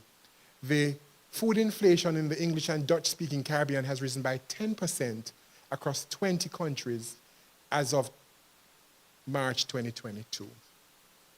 Now, what are the objectives of the Vision 25 by 2025 initiative, which was adopted by the CARICOM heads of government? 1, to tackle the region's mushrooming food import bill, to improve intra-regional trade, the trade among us in the region, in the context of the Caribbean community and the CARICOM single market and economy, and the big picture to create wealth and economic opportunity for the agriculture sector for every CARICOM member states, some of which or many of which are represented here today.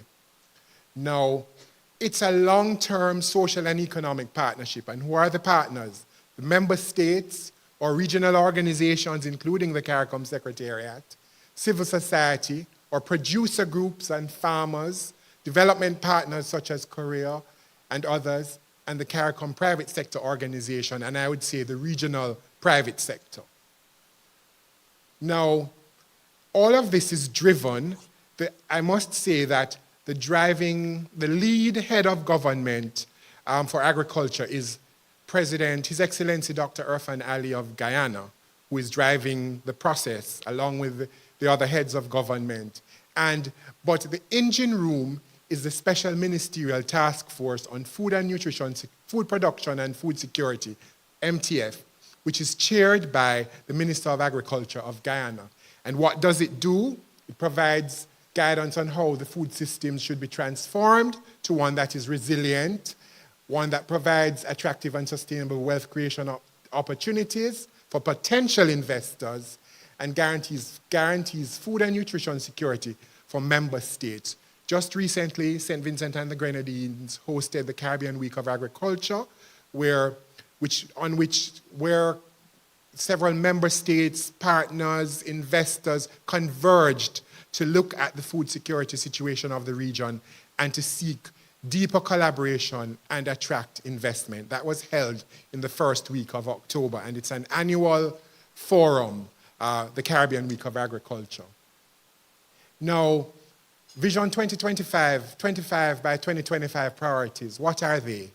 Policy implementation, the broad policy areas which the Secretariat seeks to promote and coordinate across member states. Agricultural research and development, which were referred to here today and which the government of Korea is very interested in and has been promoting. So that's one of our priorities. Market access and trade facilitation, the digitization of agriculture, agricultural insurance, financing and investment, especially in a region where risk through hurricanes, we're still in the hurricane season, and agricultural insurance is even more critical. For example, Jamaica is on the verge of having a tropical storm sometime this week, which, if it hits, it will be devastating to our agricultural sector, just like Hurricane Beryl, which hit early in the season in June, July, and which devastated and decimated some sections of the agriculture industry. Now, what are the other priorities? Improved regional transportation and logistics, which is critical. You heard reference made by the ambassador of Guyana to the ferry, and that is one of the areas that is being focused on, and resource mobilization and technical support, which forums such as these are critical for. Then there have been some positive developments despite our challenges, and with the hurricane season and other challenges, there are some positive developments which include sectoral growth, policy implementation or collaboration, the agri-insurance, investment and infrastructure, and resource mobilization. These are some of the positive developments, and I'll name a few others. The growth of the sector. Just to name a few, soybean production in Guyana expanded by 1,000 acres. Self-sufficiency of onion production in Jamaica and white potatoes in Dominica. Expansion of the fish and aquaculture sector in Guyana. The passing of the plant protection bill in St. Kitts and Nevis. And we've been collaborating on a critical issue, which is the development of a youth agriculture strategy.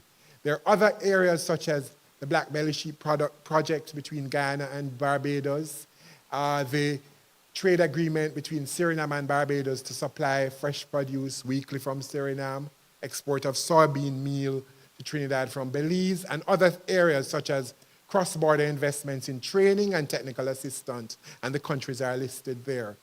There are other developments such as increased infrastructure, the 2 million tuna production expansion plant in St. Vincent and the Grenadines, introduction of high-tech berry production in Trinidad, the announcement of the regional food hub led by Ghana, to name a few. And that is advanced in its planning and development process. And the announcement, of course, of the ferry system, which would link Barbados and other countries in that section of the Caribbean.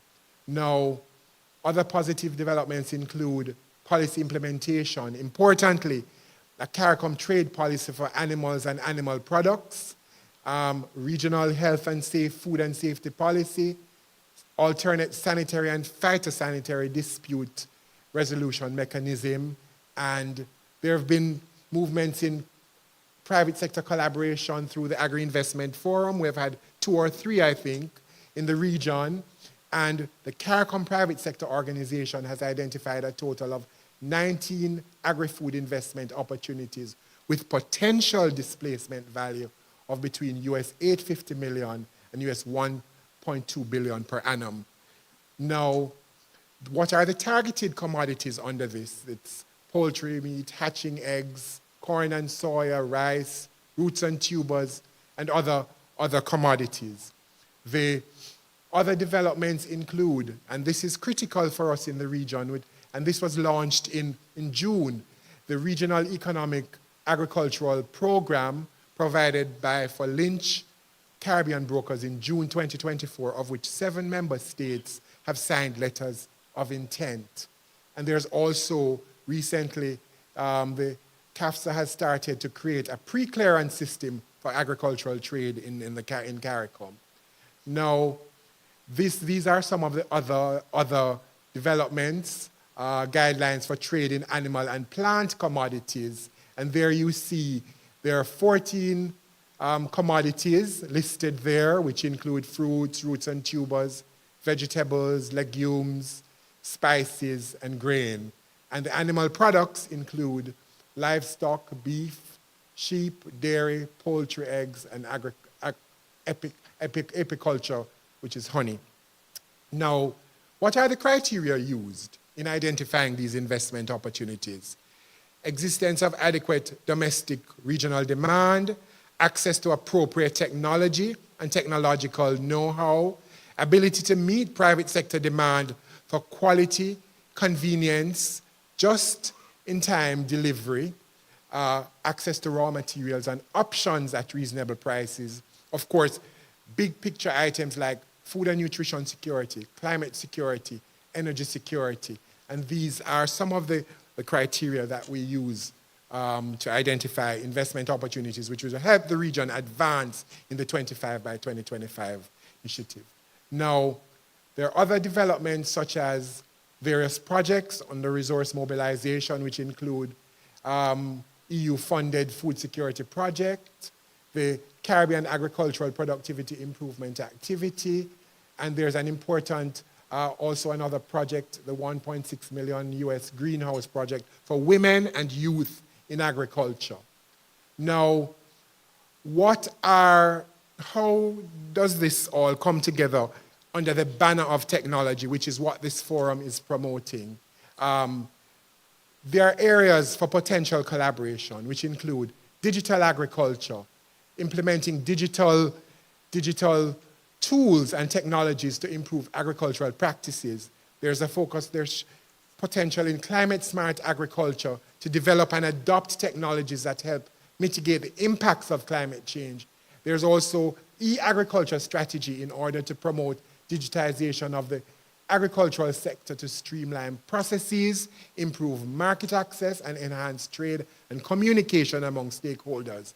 And of course, importantly, research and development and capacity building and technical exchange, which is an ongoing area and which is critical to the collaboration between Korea and the Caribbean.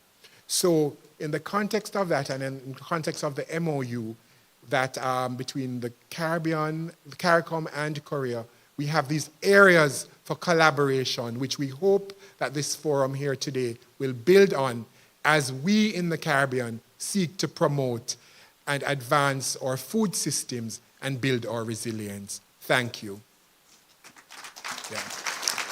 Thank you so much.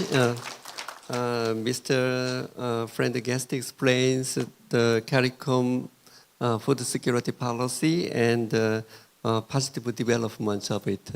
Thank you. And the next speaker is Mr. Ansari Hossein, the Executive Director of Caribbean Agricultural Research and Development Institute. He will deliver some talk about the Caribbean Agricultural Technology Development System. Please.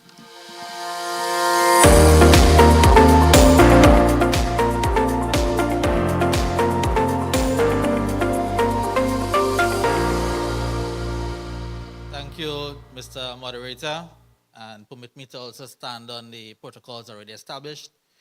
I also want to express my gratitude to the government and people of Korea for extending this invitation to CARI to participate in this forum. It's also good to see my colleagues from the Caribbean, even though we are from one region, sometimes it's difficult to really see each other face to face physically. Good as well, Mr. Moderator, to see my friends from Kolfasi and RD. We have been working together for the last year on the platform, innovation platform, the Korea Caribbean Innovation Platform, and also we would have participated recently in an online session on post-harvest technologies with member states. So thank you for all that work that we have done over the past, and we look forward to more work as we move on. Now, this is just a little slide. I'll begin with a little slide to tell you a little bit about CARI. CARI was established in 1974. We are actually going to mark our 50th anniversary on December 4th this year. We are the only CARICOM institution responsible for agricultural research and development in the Caribbean. We have our headquarters in Trinidad and Tobago, and we are present in 13 other member states in the region. And this is actually one of our biggest assets in that we promote ourselves as a preferred partner of choice in doing agricultural research and development in the Caribbean, in that because of our physical presence in these 14 states, we are able, at the drop of a hat, to start to make interventions to the benefit of persons in those member states. We serve a collective population of 6.9 million. I know that's a small figure when compared to South Korea. In terms of the state of agriculture, we heard a lot about this today. I don't think I need to spend much time on it. In terms of the challenges, we heard some of these, the challenges in relation to climate change, the shortage of skilled human resources in the Caribbean, the aging farming population, which probably have a link to the slower rate of adoption of technology and innovation. We have a lot of primary production going on. There are, of course, exceptions to all that we have listed here, but this is the general scene in the Caribbean. We have generally, sometimes you find in some states, a low compliance to modern food safety, which affects our ability to trade on the international market. And we have problems with data, collecting data and recording data and having data which will help you to inform decision making. Now, when we were asked to speak at this meeting, I thought in terms of identifying opportunities for collaboration between CARI and the government of Korea, I thought it would be useful to use our CARI Strategic Plan 2024 to 2028 as the baseline. In that, looking at the strategic plan, I could identify areas of collaboration to advance the regional agricultural sector. And we have a mission, we have a vision, of course. In terms of we identified 4 strategic priorities over the next 4 more years. And one of which is the innovative tech-driven agricultural solutions. We also have focus on communications, public education, knowledge, dissemination, advocacy, digital transformation, and of course, we need to strengthen the plan that is CARI, institutional strengthening. we have, of course, identified 4 core values. Most of our scientific work takes place under strategic priority 1, probably about 75%, developing innovative, tech-driven agri-solutions. And this is where we have identified opportunities for collaboration between Korea and, of course, CARI. And this is a graphic showing objective 1. We identified some outcomes and we identified some outputs. Under the various outputs we identified for this strategic priority, we have identified 3 areas in which there's room for collaboration between Korea and CARI. One of which is the new improved production and post-harvest, post-production technologies, innovative, sustainable, and climate-resilient food and agriculture systems, and output 131, which is the new enhanced value-added products. I will just go into this a little bit to give you a little more specificity in terms of what areas we can collaborate and we can benefit from each other's expertise. So we have output, it should be output 1, new improved production and post-production technology. We have identified the use of smart agricultural technology to optimize and automate agricultural operations. We feel there's need to increase the use of like drone, sensor technology, GPS to collect data. We think farmers will achieve improved crop and livestock quality, reduce negative environmental impact, reduce wastage and so on. Automation in particular could help treat with the problems of labor and will also improve efficiency. We also want to look at improving crop and livestock production and productivity, especially using biotechnology, develop new or improve crop varieties that are high yielding, resilient to drought, pests and diseases, nutrient dense, and so on. Also, similarly, in terms of livestock production, breed improvement, we want to look at improving pest and disease management and surveillance, strengthening the region's capacity to use innovative approaches to early detection to prevent entry, and we also want to look at integrated water resource management. A good few of our member states are actually classified as water scarce. And using smart technologies to address this issue, smart irrigation technologies, using precision agriculture and so on. Next. So this is just a graphic of a picture, some images of the work that we are presently doing in our region.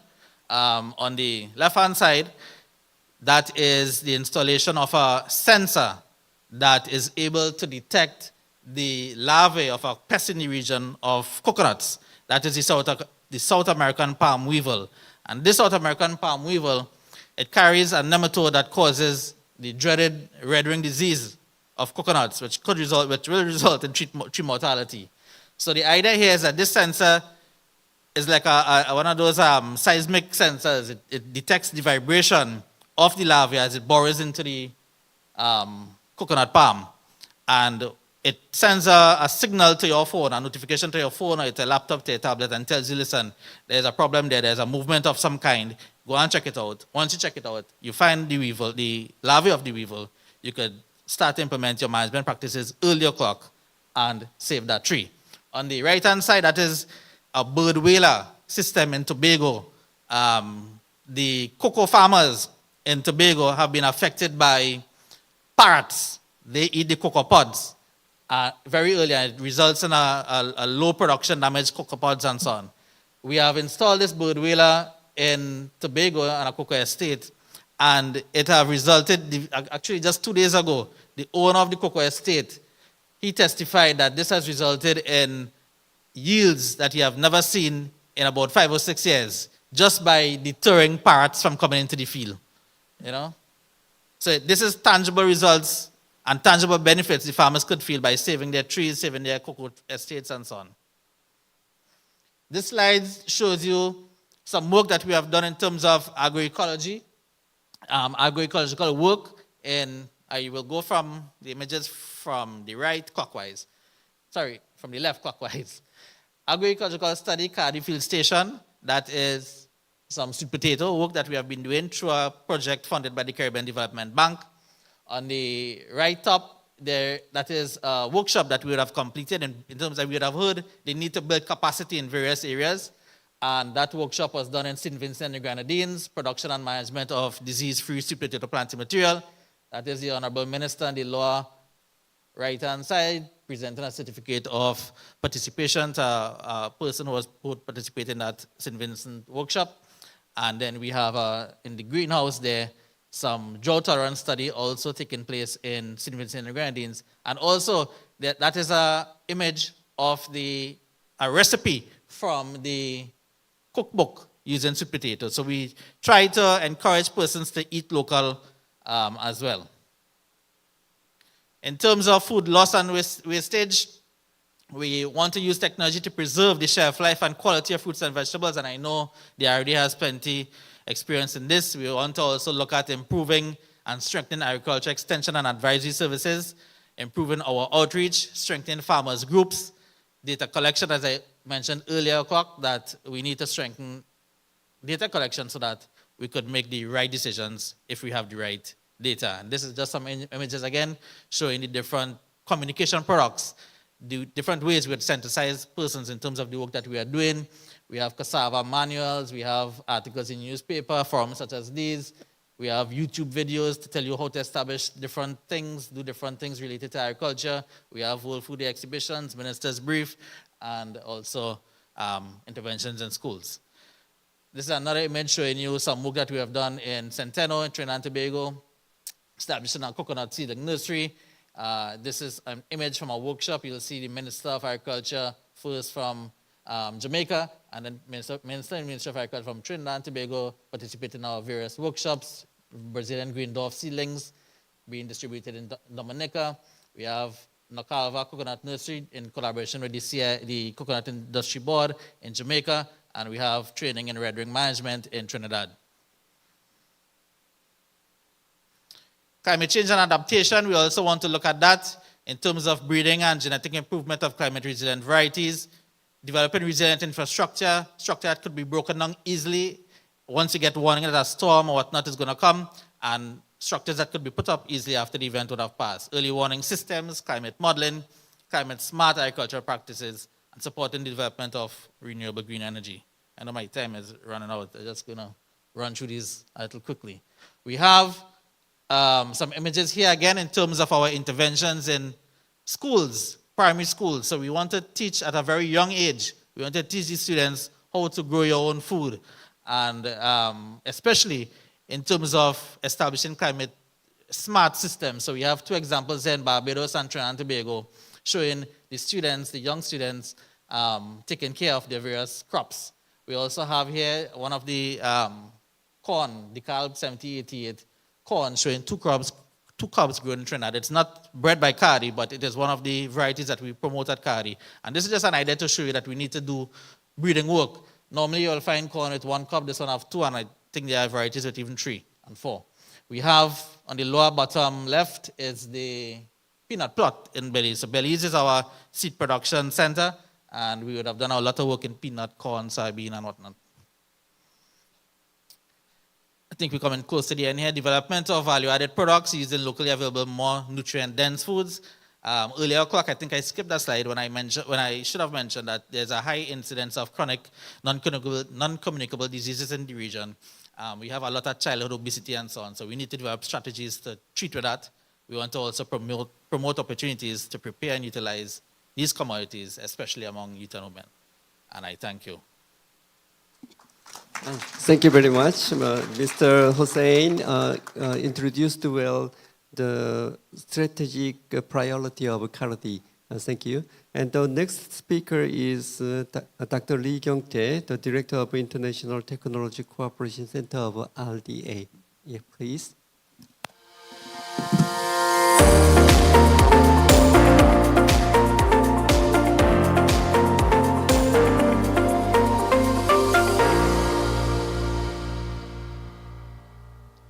네, 안녕하십니까. 네, 좋은 아침입니다. 네, 저는 농촌진흥청 국제기술협력과장 이경태입니다.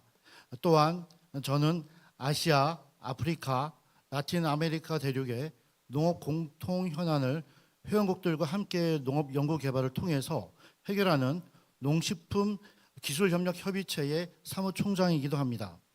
오늘 제14회 한-카리브 고위급 포럼에서 2025년부터 새롭게 시작하는 한국과 카리브 간의 농업 연구 혁신 플랫폼인 코카리브에 대한 추진 방안을 소개해 드릴 수 있게 되어 큰 영광으로 생각합니다. 오늘 발표는 한국의 농촌진흥청에 대해서 간략히 소개를 드리고요. 코카리브의 추진 경과와 사업 소개 그리고 향후 계획 순서로 발표를 드리겠습니다. 한국의 농업연구, 농업기술보급, 국제협력을 담당하고 있는 농촌진흥청은 전주에 소재하고 있는 본부가 있고요. 4개의 농업연구기관 그리고 인적자원개발센터로 구성되어 있습니다. 1,900명이 넘는 정규 직원이 근무하고 있는 중앙정부기관으로서 525백만 달러의 규모의 예산으로 운영되고 있습니다.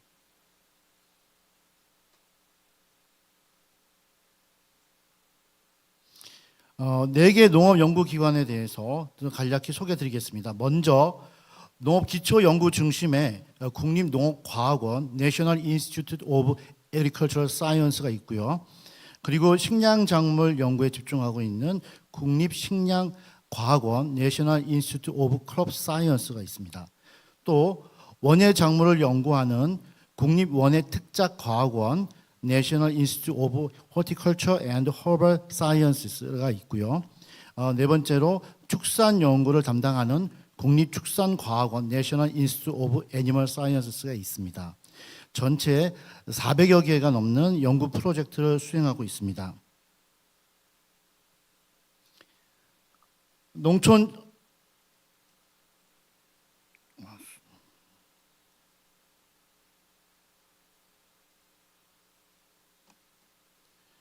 농촌진흥청의 비전은 과학기술로 만드는 활기찬 농업, 농촌, 더 나은 미래입니다.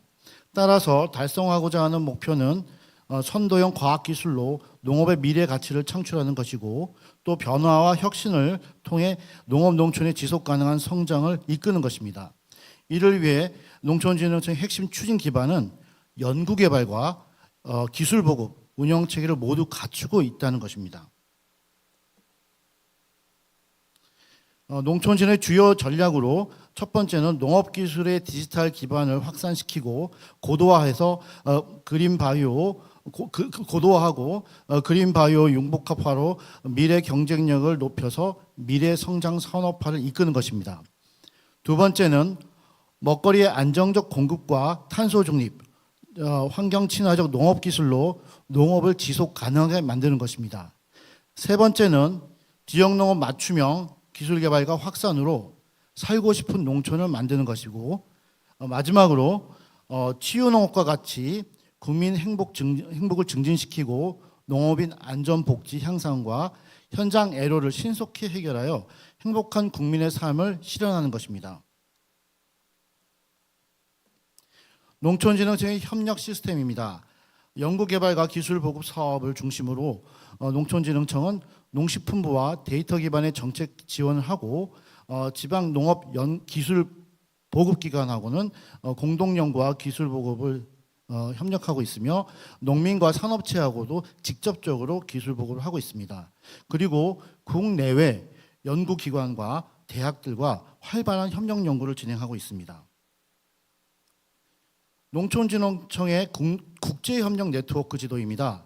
농촌진흥청은 FAO, 시아트, 까띠에와 같은 다수의 국제기구와 직접적으로 협력하고 있으며 주요 농업국가에서는 협력연구실을 운영하고 있습니다.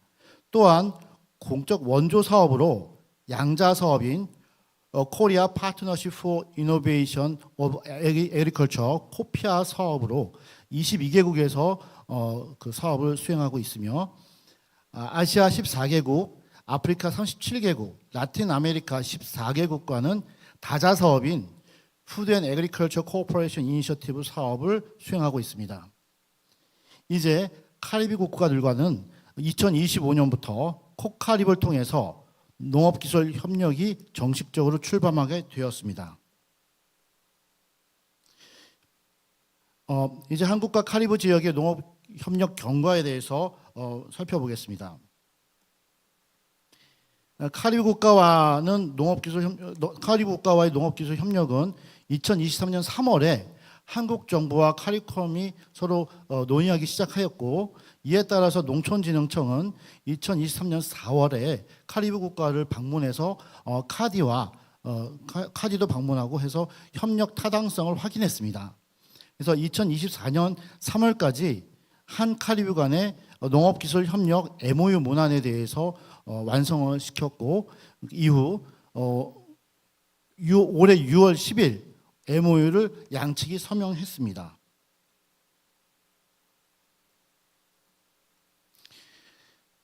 (2023년 7월에는) 저희 한국 국무총리께서 트리니다드 토바고에서 개최한 카리콤 50주년 행사에 참석하셔서 많은 것을 말씀하셨지만 농업기술 협력을 강조하셨습니다.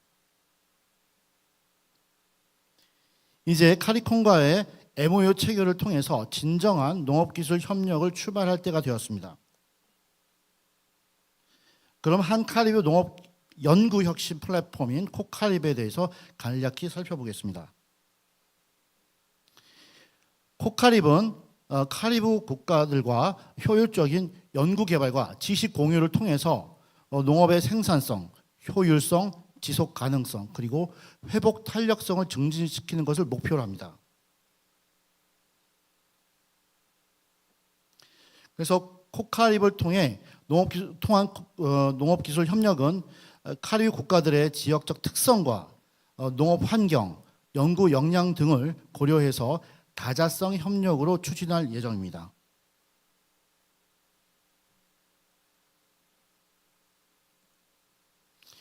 좀 더 구체적으로는 국가 간 농업 규모와 연구 역량의 차이가 있습니다. 이에 대해서 수준별로 맞춤형 교육을 실시하겠습니다. 또한 식량 자급력 부족에 따른 영양 안보를 위해서는 채소 재배와 도시 농업과 같은 영양 안보에 기여할 수 있는 과제를 수행하겠습니다. 그리고 카리콤의 비전 25 by 2025의 방향에 따라 식량 자급과 영양 안보를 위해 먼저 수확 후 관리 연구를 추진하겠습니다. 또한 다자성 협력을 통해 기후변화 대응을 위한 협력 연구도 수행토록 하겠습니다.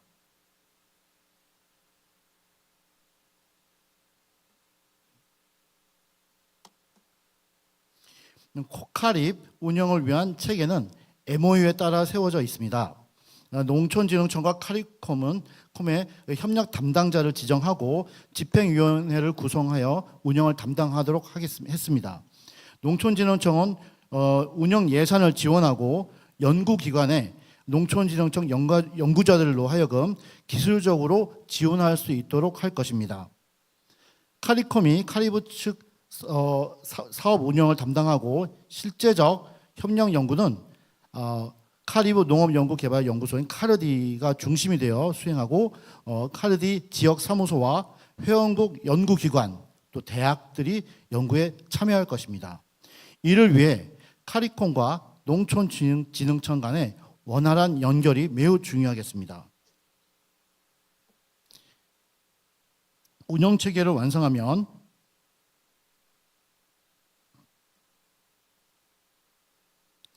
2025년도에는 코카립 출범식과 함께 수학 후 관리 기술과 농촌 지도 사업을 2027년까지 3년간 수행할 계획입니다. 코카립이 안착되면 인적 교류를 통한 지식 공유도 활발히 진행하고 새로운 협력 과제를 수행하도록 하겠습니다. 이러한 협력이 잘 이루어져서 목표 성과를 달성하는 모습을 보이게 되면 예산도 증액될 수 있을 것으로 생각합니다. 향후 계획입니다. 따라서 단기적으로는 한국과 카리브 지역 간의 연구 네트워크를 활성화하여 협력 기반을 구축하겠습니다. 그리고 카리브 지역 국가들과 협력 연구를 발전시키고 농업혁신 기술을 잘 공유할 수 있도록 하겠습니다.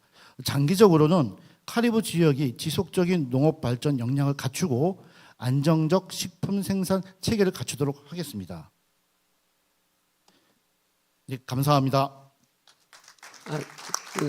Thank you very much, Dr. Lee, for explaining future plan of cooperation The next speaker is Lee Shi-young, the Director General of Smart Farm Development of National Institute of Agricultural Sciences. Please.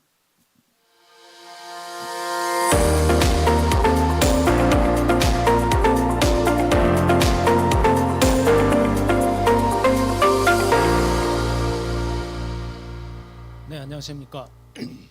오늘 한-카리브 포럼의 발표를 할 수 있게 되어서 매우 기쁘게 생각하고 영광으로 생각하고 있습니다. 저는 오늘 우리나라에서 한국에서 개발되고 활용되고 있는 스마트 농업 기술에 대해서 좀 더 세부적인 내용을 조금 설명을 드릴까 합니다. 그린하우스와 오픈 필드를 구분을 해서 어떤 스마트 농업 기술들이 연구 개발됐고 또 활용이 되고 있는지 설명을 드리도록 하겠습니다.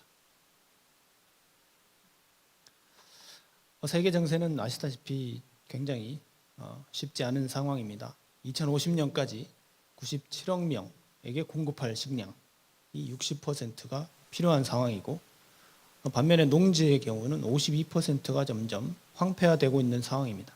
그리고 에너지 수요도 2040년까지 37%가 더 필요하고 2050년까지 물에 대한 수요도 55%가 더 필요한 상황입니다.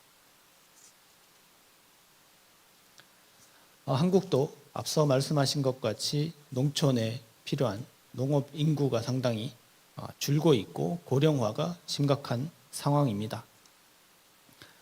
농업 인구는 327만 명에서 220만 명 정도 수준으로 줄어들었고 65세 이상의 고령 인구 비율이 32.1%였던 것이 지금 반이 넘는 52% 이상 되는 상황입니다. 기술 개발에 대한 부분과 한국에서 주로 주식인 쌀에 대한 부분을 말씀드려 보겠습니다. 왼쪽 그래프에서 보시는 것 같이 녹색 라인을 보시면 한국의 인구는 약 3,200만 명에서 5,200만 명으로 증가했습니다. 왼쪽에 빨간색 라인을 보시면 쌀의 생산 면적입니다. 우리 주식의 쌀의 생산 면적은 약 120만 헥타에서 76만 헥타로 굉장히 많이 줄어들었습니다. 하지만 녹색 라인을 보시면 쌀의 생산량은 헥타당 3,300kg에서 5,270kg으로 굉장히 늘어났습니다. 이 쌀을 식량 안보와 연계해서 우리가 최대한 안정적으로 공급할 수 있는 시스템이 갖춰졌다는 것을 이 그래프를 통해서 알 수가 있습니다. 오른쪽에 또 다른 토마토의 예를 한번 들어보겠습니다.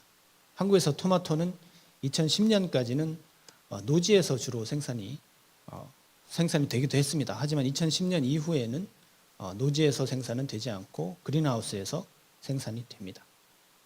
노지에서 생산될 때는 시바르당 약 4.2톤 정도가 생산이 됐습니다만 시설에서 생산될 때 6.5톤 정도로 수확량이 늘어났습니다.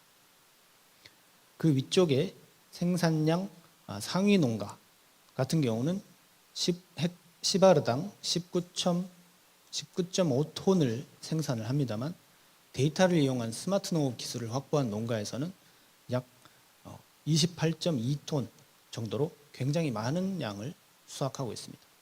같은 면적에서도 굉장히 생산 효율이 높아졌다는 것이죠. 이런 것들은 농업 분야에서도 첨단 과학 기술을 받아들이고 응용을 함으로써 가능했다고 봅니다. 이러한 스마트 농업의 정의를 보면 농업 관련 데이터를 디지털 형식으로 수집, 저장, 분석, 공유해서 지능적으로 의사를 결정하고 새로운 가치를 창출하는 것입니다. 농업 분야의 신기술과 또 산업 분야의 고도화된 기술들을 융합해서 하나의 융합 시스템으로 만든 것이 가장 중요하다고 봅니다. 한국에서는 스마트팜 모델을 기술 적용 단계별로 1단계 1세대부터 2세대, 3세대로 구분을 하고 있습니다. 1세대 같은 경우는 심플한 원격 제어로 시작을 합니다. 2세대 같은 경우는 생육 데이터를 기반으로 한 자동 제어 시스템이 포함이 됩니다. 3세대 같은 경우는 완전 무인화, 자동화된 기술들이 적용이 됩니다. 1세대의 목표는 편의성 향상입니다. 좀 더 편하게 농사를 지을 수 있는. 그리고 2세대 같은 경우는 생산성을 향상시키는 것입니다.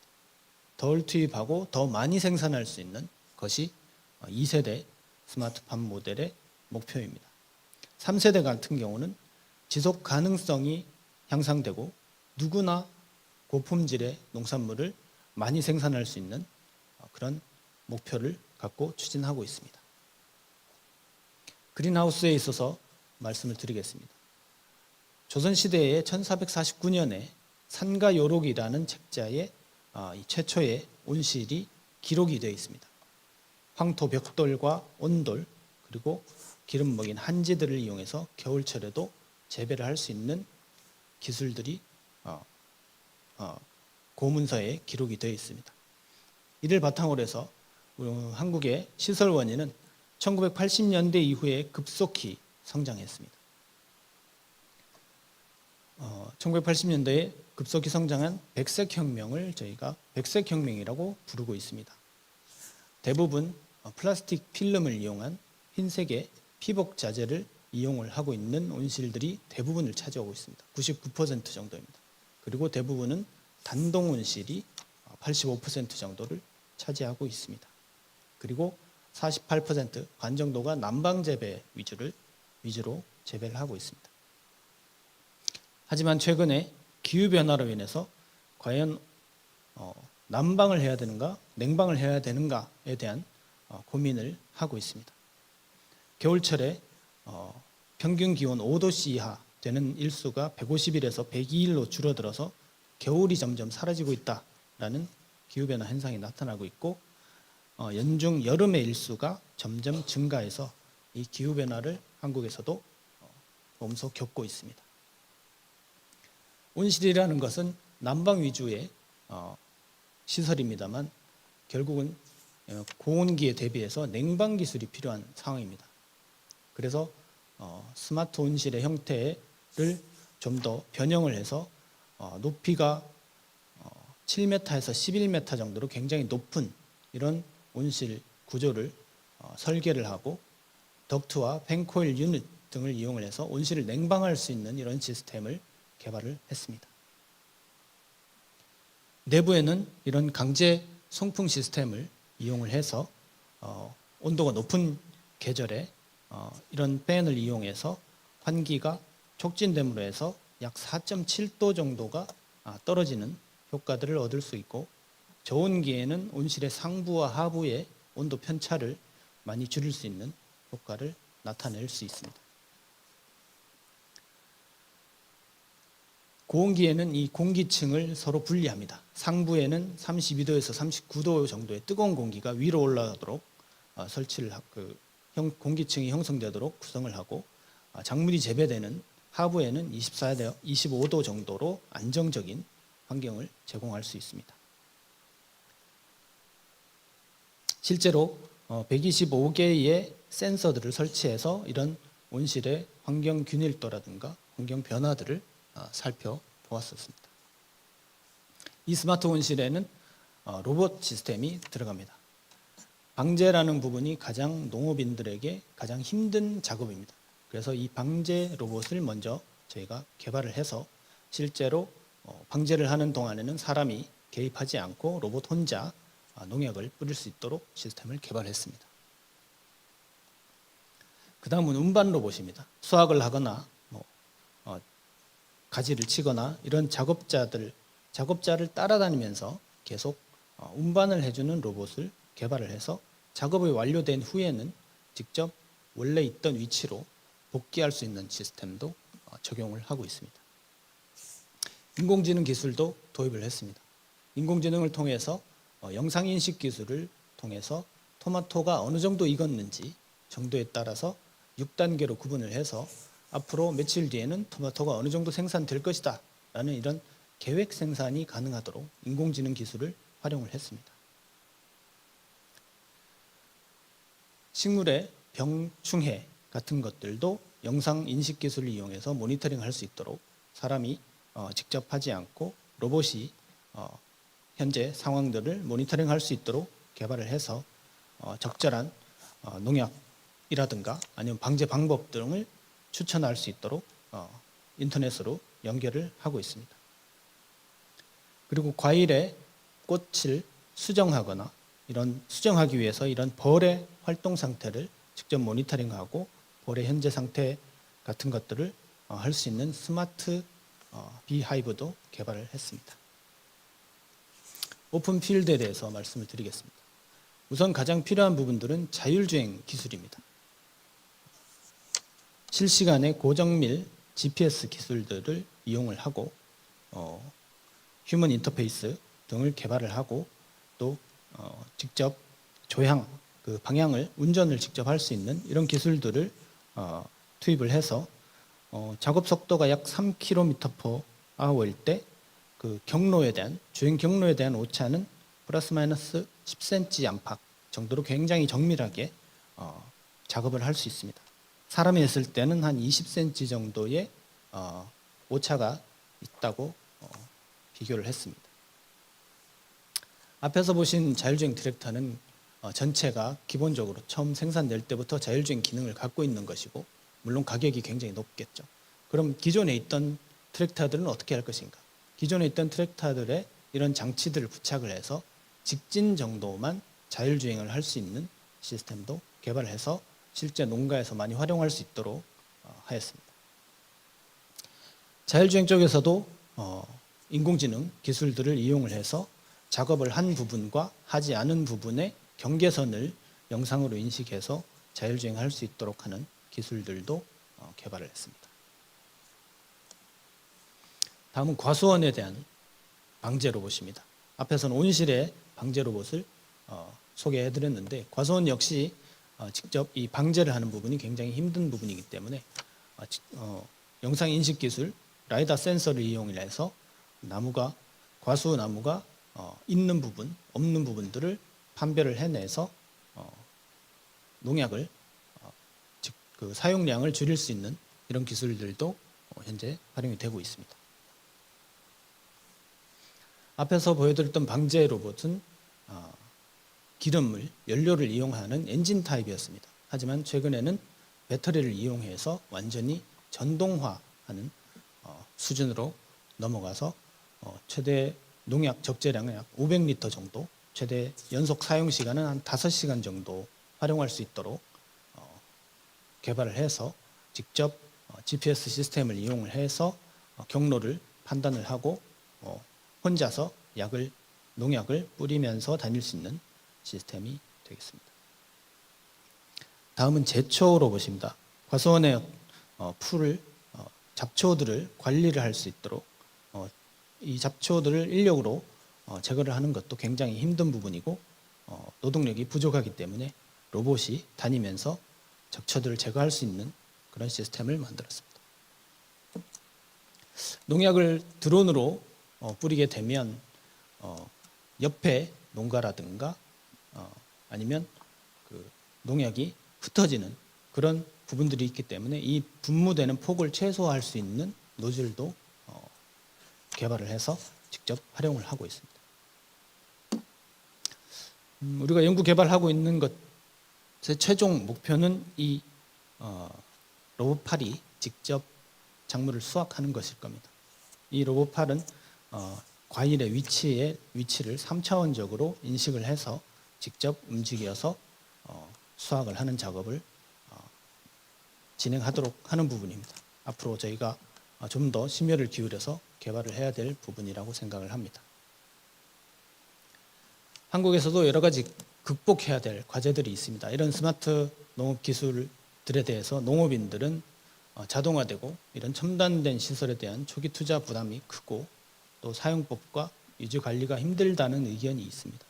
그리고 귀농이나 새로 창업 농들은 전문적인 농업 지식이나 기술 노하우가 없어서 어떤 걱정이 앞선다라는 설문을 통해서 어떤 정책적인 기술적 해결 방안들을 제시할 필요가 있다고 봅니다.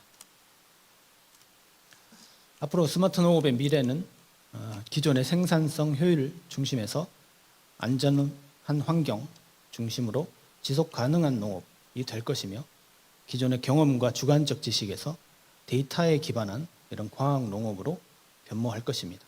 그리고 환경적 제약을 오히려 환경 자원을 다원적 기능 가치로 가치 농업으로 변모시킬 것으로 생각이 됩니다. 그리고 현재 정부 주도형의 어떤 그런 농업 기술들이 농업도 성장 동력이 되고 일자리를 창출할 수 있는 유망한 사업으로 될 것으로 기대하고 있습니다. 감사합니다. Thank you very much, Dr. Lee, for explaining new research trend on the smart farming and digital transformation of agriculture. The final speaker is Dr. Shin Jae-hoon, the Director of Climate Change Assessment of National Institute of Agricultural Sciences. Please.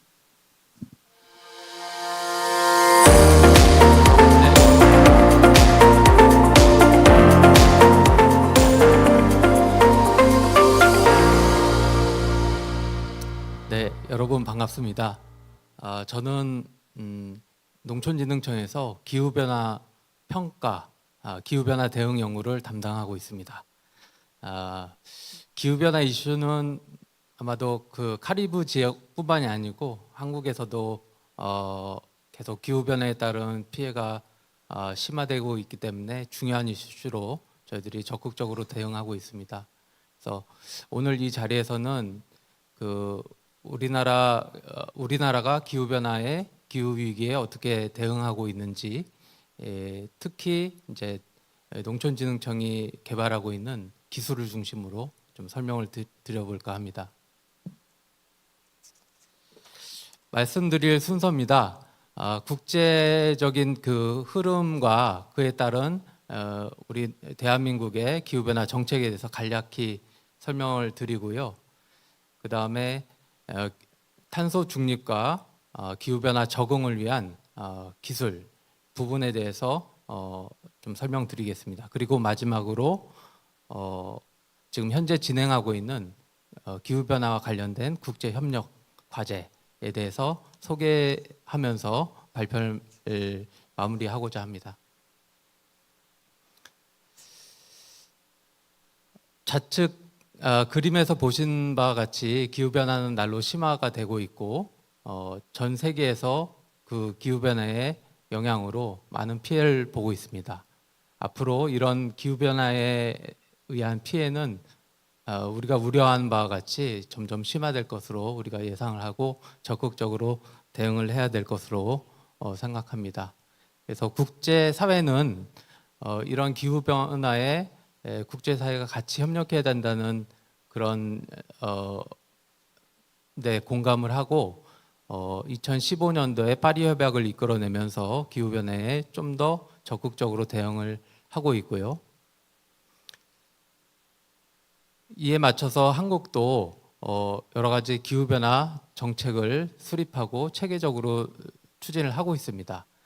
제가 오늘 자료는 기후변화 적응과 완화 두 가지로 나눠서 자료를 준비했습니다만 우리 농업 분야는 기후변화 온실가스를 배출하는 분야라기보다 기후변화로 인한 영향에 우리가 적극적으로 대응해서 농업 생산성을 유지해야 되는 그런 분야이기 때문에 적응에 초점을 맞춰서 자료를 설명드리고자 합니다. 대한민국은 파리 협약 이후에 2020년에 탄소 중립 2050 탄소 중립 선언을 했습니다.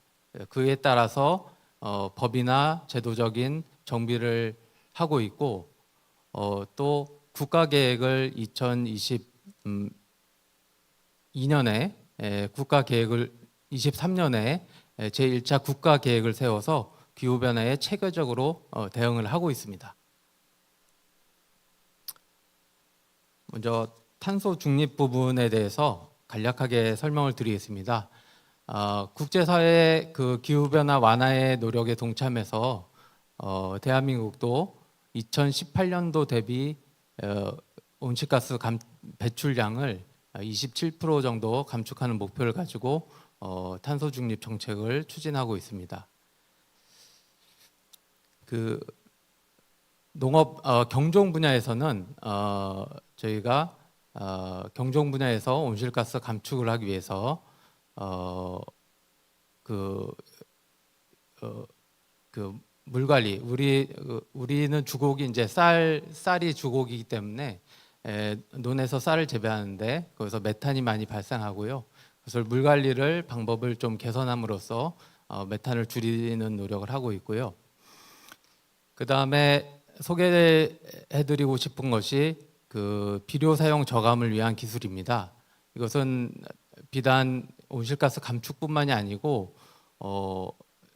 그 비료를 절감함으로써 생산성을 유지하면서 또 환경오염도 저감하고 할 수 있기 때문에 이 내용을 좀 소개해드리려고 하는데요. 그 현장에서 농업인이 농경지의 토양을 채취해서 기관에다 제출하면은 저희가 그것을 분석해서 적정한 비료량을 추천해주는 그런 시스템을 가지고 있습니다. 물론 농업인들은 자기 농장에서 토양을 채취해서 기관에 제출하면은 무료로 분석해주게 돼 있고 이런 시스템이 체계적으로 진행돼서 우리가 비료를 적정하게 생산성을 유지하는 그런 체계를 갖추고 있습니다. 다음으로 축산 분야에서도 마찬가지로 그 가축 분뇨를 자원화한다든지 또 아까 설명드린 것처럼 스마트 축산 기술을 이용해서 생산성을 높여서 온실가스 배출 감축에 기여하고 있는 그런 기술들을 적용하고 있습니다. 그 다음으로 신재생 에너지를 활용한다든지 또 에너지를 절감하는 기술도 적용하고 있는데요. 위쪽에서 소개하고 있는 지열 난방 기술은 지열을 이용해서 재생 에너지죠. 지열을 이용해서 겨울철에는 난방하고 여름철에는 냉방할 수 있는 그런 기술이 되겠습니다. 탄소 흡수원도 탄소를 흡수해서 농경지의 토양의 지력을 유지하면서 탄소를 흡수할 수 있는 그런 기술도 적용을 하고 있습니다. 그래서 간략하게 기후변화 완화 부분은 넘어가도록 하고요. 적응 기술에 대해서 말씀을 드리겠습니다. 우리 그 기후변화 적응의 가장 큰 목표는 농업 기후 위기를 극복하기 위해서 농업의 생산 체계를 지속 가능한 체계로 유지하는 것이고요. 그것을 위해서 첫 번째로 기후 변화를 예측하거나 감시하는 체계를 갖추고 두 번째로는 이상 기상에 대해서 우리가 대응할 수 있는 체계를 국권이 만드는 것입니다. 그리고 기후 변화에 적응할 수 있는 품종이라든지 재배 방법을 개발하는 내용으로 저희가 기후 변화 적응 기술을 추진하고 있습니다. 기후 위기에 대한 감시 시스템입니다. 저희가 우리나라가 2025년에 농업 전용의 위성을 발사를 준비하고 있습니다. 이 위성의 활용 목적은 작황을 감시하거나 또 기후 위기를 감시하는 그런 역할을 하게 되고요. 그래서 이 위성은 우리나라뿐만이 아니고 전 세계 카리브 지역을 포함해서 전 세계 지역을 커버하는 그런 정보를 생산하게 됩니다. 그래서 적극적으로 활용하려고 준비를 하고 있고요. 기후 변화에 대해서 우리가 대응하기 위해서는 앞으로 기후가 어떻게 변할지 시나리오에 대해서 확실하게 그걸 만들어줘야 됩니다. 그래서 시나리오를 만들고 그것을 활용해서 적응 전략을 수립하는 그런 쪽도 체계적으로 진행을 하고 있습니다. 아래쪽에 보시면은 기후변화 영향 평가와 기후변화 영향과 취약성 평가 내용이 있습니다. 저희는 법적으로 매년 기후변화 실태 조사를 하게 되어 있고요. 그래서 5년마다 보고서를 제출하도록 법으로 규정하고 있습니다. 그것에 따라서 체계적으로 기후변화에 대한 영향을 분석하고 대응 방안을 만들고 있습니다. 다음으로 이상기상에 대한 대응입니다.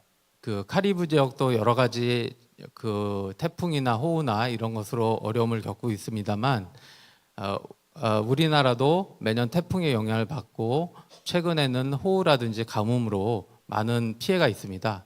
그래서 저희는 농업기상재해에 대한 조기경보 서비스를 구축해서 좀 운영을 하고 있고요. 많은 농업인들이 실질적으로 이 정보를 활용하고 있습니다. 이 정보의 특징은 농장에 맞는 기상 정보를 예보를 제공을 하고요. 또 특히 농민들이 재배하는 작물에 대한 재배 시기별로 어떤 피해가 예상되는지를 계산을 해서 그것에 맞는 재해를 경보해 주는 이 서비스를 운영하고 있고요. 인터넷이나 모바일이나 문자 메시지 등으로 농민들이 손쉽게 받아볼 수 있도록 제공하고 있습니다. 아래쪽에는 병해충에 관련된 내용입니다. 전국적으로 병해충 발생을 모니터링할 수 있는 체계를 갖고 있고요. 또 최근에는 인공지능 기술을 이용해서 스마트폰으로 영상을 찍어서 진단해서 농민들이 병해충을 바로 진단하고 대처할 수 있는 기술도 개발했습니다. 마지막으로 기후변화에 대한 적응 기술과 또 온대 지역인 한반도가 이제 아열대 지역으로 가고 있기 때문에 그런 작물의 변화나 작물에 대한 재배지 변동에 대한 부분도 저희가 신경을 써서 연구를 하고 있습니다. 마지막으로 현재 진행 중인 기후변화와 관련된 국제협력 과제에 대해서 간략하게 말씀드리겠습니다. 첫 번째는 제가 아까도 말씀드린 것처럼 위성을 이용해서 작황을 모니터링할 수 있는 시스템입니다. 이 프로젝트에는 농촌진흥청과 CGIAR, 나사 등 기관들이 참여를 하고 있고요. 대한민국의 새로운 위성뿐만 아니고 이 각 참여 기관들이 가지고 있는 위성을 이용해서 전 세계적인 글로벌 작황을 모니터링하고 정보를 제공하는 데 목적을 두고 있습니다. 다음으로는 기후변화에 대한 영향을 평가할 수 있는 체계입니다. 플랫폼이라고 할 수 있겠는데요. 수치 모델이라는 우리 기후 예측 모델 같은 수치 모델을 이용해서 저희가 가뭄이나 홍수에 대한 피해를 미리 예측하고 이것에 대한 대책을 세울 수 있는 이런 프로젝트를 진행하고 있습니다. 이것으로 이제 제가 준비한 자료는 마쳤고 지금까지 제가 소개해드린 다양한 기술과 노하우를 카리브 지역의 여러 회원국들과 같이 공유하면서 글로벌 이슈인 기후변화에 대해서 같이 공동으로 대처하고 기여할 수 있기를 희망합니다. 경청해 주셔서 감사합니다. Thank you very much, Dr. Sin. Thank you all the brilliant speakers, and it's time to integrate our knowledge, experience, and information. However, I guess we only have less than 5 minutes or so. So I would like to ask some very brief question to two Caribbean speakers, and please reply it briefly, and then I will give a chance to some comment on the floor. The first question is for Mr. Prendergast. Could you explain what is the main driving force of CARICOM's successful story on food security? Oh, it's on. Okay. So it's driven, I think, by the revised Treaty of Chaguaramas. Let me begin there. Is our framework for collaboration. And in the revised Treaty of Chaguaramas, it speaks to agricultural cooperation. And in fact, for many years, there has been a common agricultural policy in CARICOM. Now, the common agricultural policy has led to collaboration among across CARICOM and the 15 CARICOM member states that are members of CARICOM. And as we continue to face challenges, as there are issues dealing with food insecurity, there are concerns, there's climate change, these common issues across CARICOM, which you heard all the ministers and the permanent secretary speak about, have driven us to cooperate with each other. So we have a common platform, common challenges, and a common vision for moving forward. Okay, thank you very much. Collaboration and cooperation is very important factor. I agree. And next question is, in your opinion, do you have any special difficulties as an institute located in Caribbean region? And how do you deal with such difficulties? For example, hurricanes and so on. I didn't get the first part. Cardi is located in Caribbean region. Right. So I guess, do you have special difficulties because you are located in Caribbean region? No, I think that is one of our strengths, rather than I see it as a strength rather than a weakness. In the past, there was a conversation of we being spread too thin, but our greatest asset, as I mentioned in my presentation, is because we are physically present in all these countries, in all these territories. And therefore, we are able to respond very quickly to the needs because we are there, especially when you have these hurricanes and whatnot happening. There's difficulty to move within the region. So sometimes we need to call on CDMA, and there is the the regional response mechanism to kick in, and you need to get special flights to go in. But we are there already. It might be good or bad, depending on how you look at it. We look at it as a good because we are able to come out as long as personally, our staff are not directly affected, we are able to come out. One of the things I didn't mention in the presentation is that we also participate in the needs assessment immediately after hurricanes and so on especially. And because we are there, we are able to get up the next morning as long as we are not directly affected, our staff and our facilities. We look after them first and foremost, make sure they're okay. And then we say, all right, start to work. We need to go out there and help the ministry and so on with their needs assessment. What is there need to be done in terms of bringing back the agricultural sector? Usually, after hurricanes and so on, you find at the national level, the focus is obviously on humans and health and so on. At some time, somebody needs to come down and start to speak about agriculture. You have the agricultural ministers and so on being vocal about it, but generally at the national level, you have the health and diseases and so on that might come along because of the hurricanes, the impact of the hurricanes.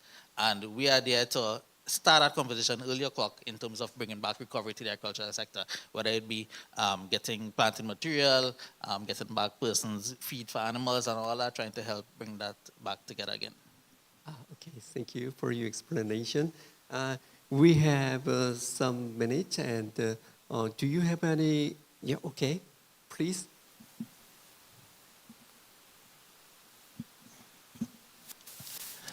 Good morning again, and thank you for the panelists for the insights shared. Thank you to the representative from CARICOM, from CARDI, and from the RDA. I think a lot of opportunities and potential for cooperation was highlighted. I think there's consensus from all of the presentation that collaboration is key to CARICOM achieving its food security goals. This is true for both CARICOM and for Korea. Next year, Trinidad and Tobago and Korea will celebrate the 40th anniversary of the establishment of our diplomatic relations. In this regard, we look forward to deepening all-round cooperation, including in the agricultural sector, with a view to promoting food security, a key policy priority of both countries. Trinidad and Tobago applauds the efforts of the South Korean government towards creating an inclusive and future-oriented agriculture and rural environment, leveraging regulatory innovation and removing barriers between the public and private sector. In this regard, we see great potential for cooperation between both sides in the following areas: technical cooperation in modern farming techniques, including the development of climate-smart agriculture systems, the adoption of new grafting techniques, water resource management, and vertical and horizontal farming. Cooperation and capacity building programs such as training opportunities and study tours that share insights into the Korean experience and the management of fisheries, pest monitoring and forecasting, arboriculture, and tree management. Promoting the use of innovative technologies, learning from Korea's experience in the digitization of the sector and the adaptation of agricultural technology. And lastly, in identifying development financing channels and supporting private investment into local and regional agricultural projects. We look forward to facilitating exchanges between the relevant personnel from both sides on these highlighted areas as we work together to achieve our food security goals. Thank you. Thank you very much for your meaningful comments, and let's finish our session. And I sincerely looking forward. This forum will be the great step forward to increase our cooperation and collaboration between Korea and Caribbean region. Thank you so much. Thank you very much. Thank you. Thank you, moderator, for leading the session. And ladies and gentlemen, please give a big round of applause. Now you may return to your seats. Thank you. 네, 무대 위에 계신 분들 자리로 모시겠습니다. 고맙습니다. And ladies and gentlemen, this brings us to the end of the 14th High-Level Forum on the Korea-Caribbean Partnership. Ladies and gentlemen, thank you very much for staying with us until the very end. And as he just mentioned, our moderator just mentioned, we ask for continued interest in the cooperation between Korea and the Caribbean. Ladies and gentlemen, thank you for your attendance today. Thank you and goodbye. Thank you.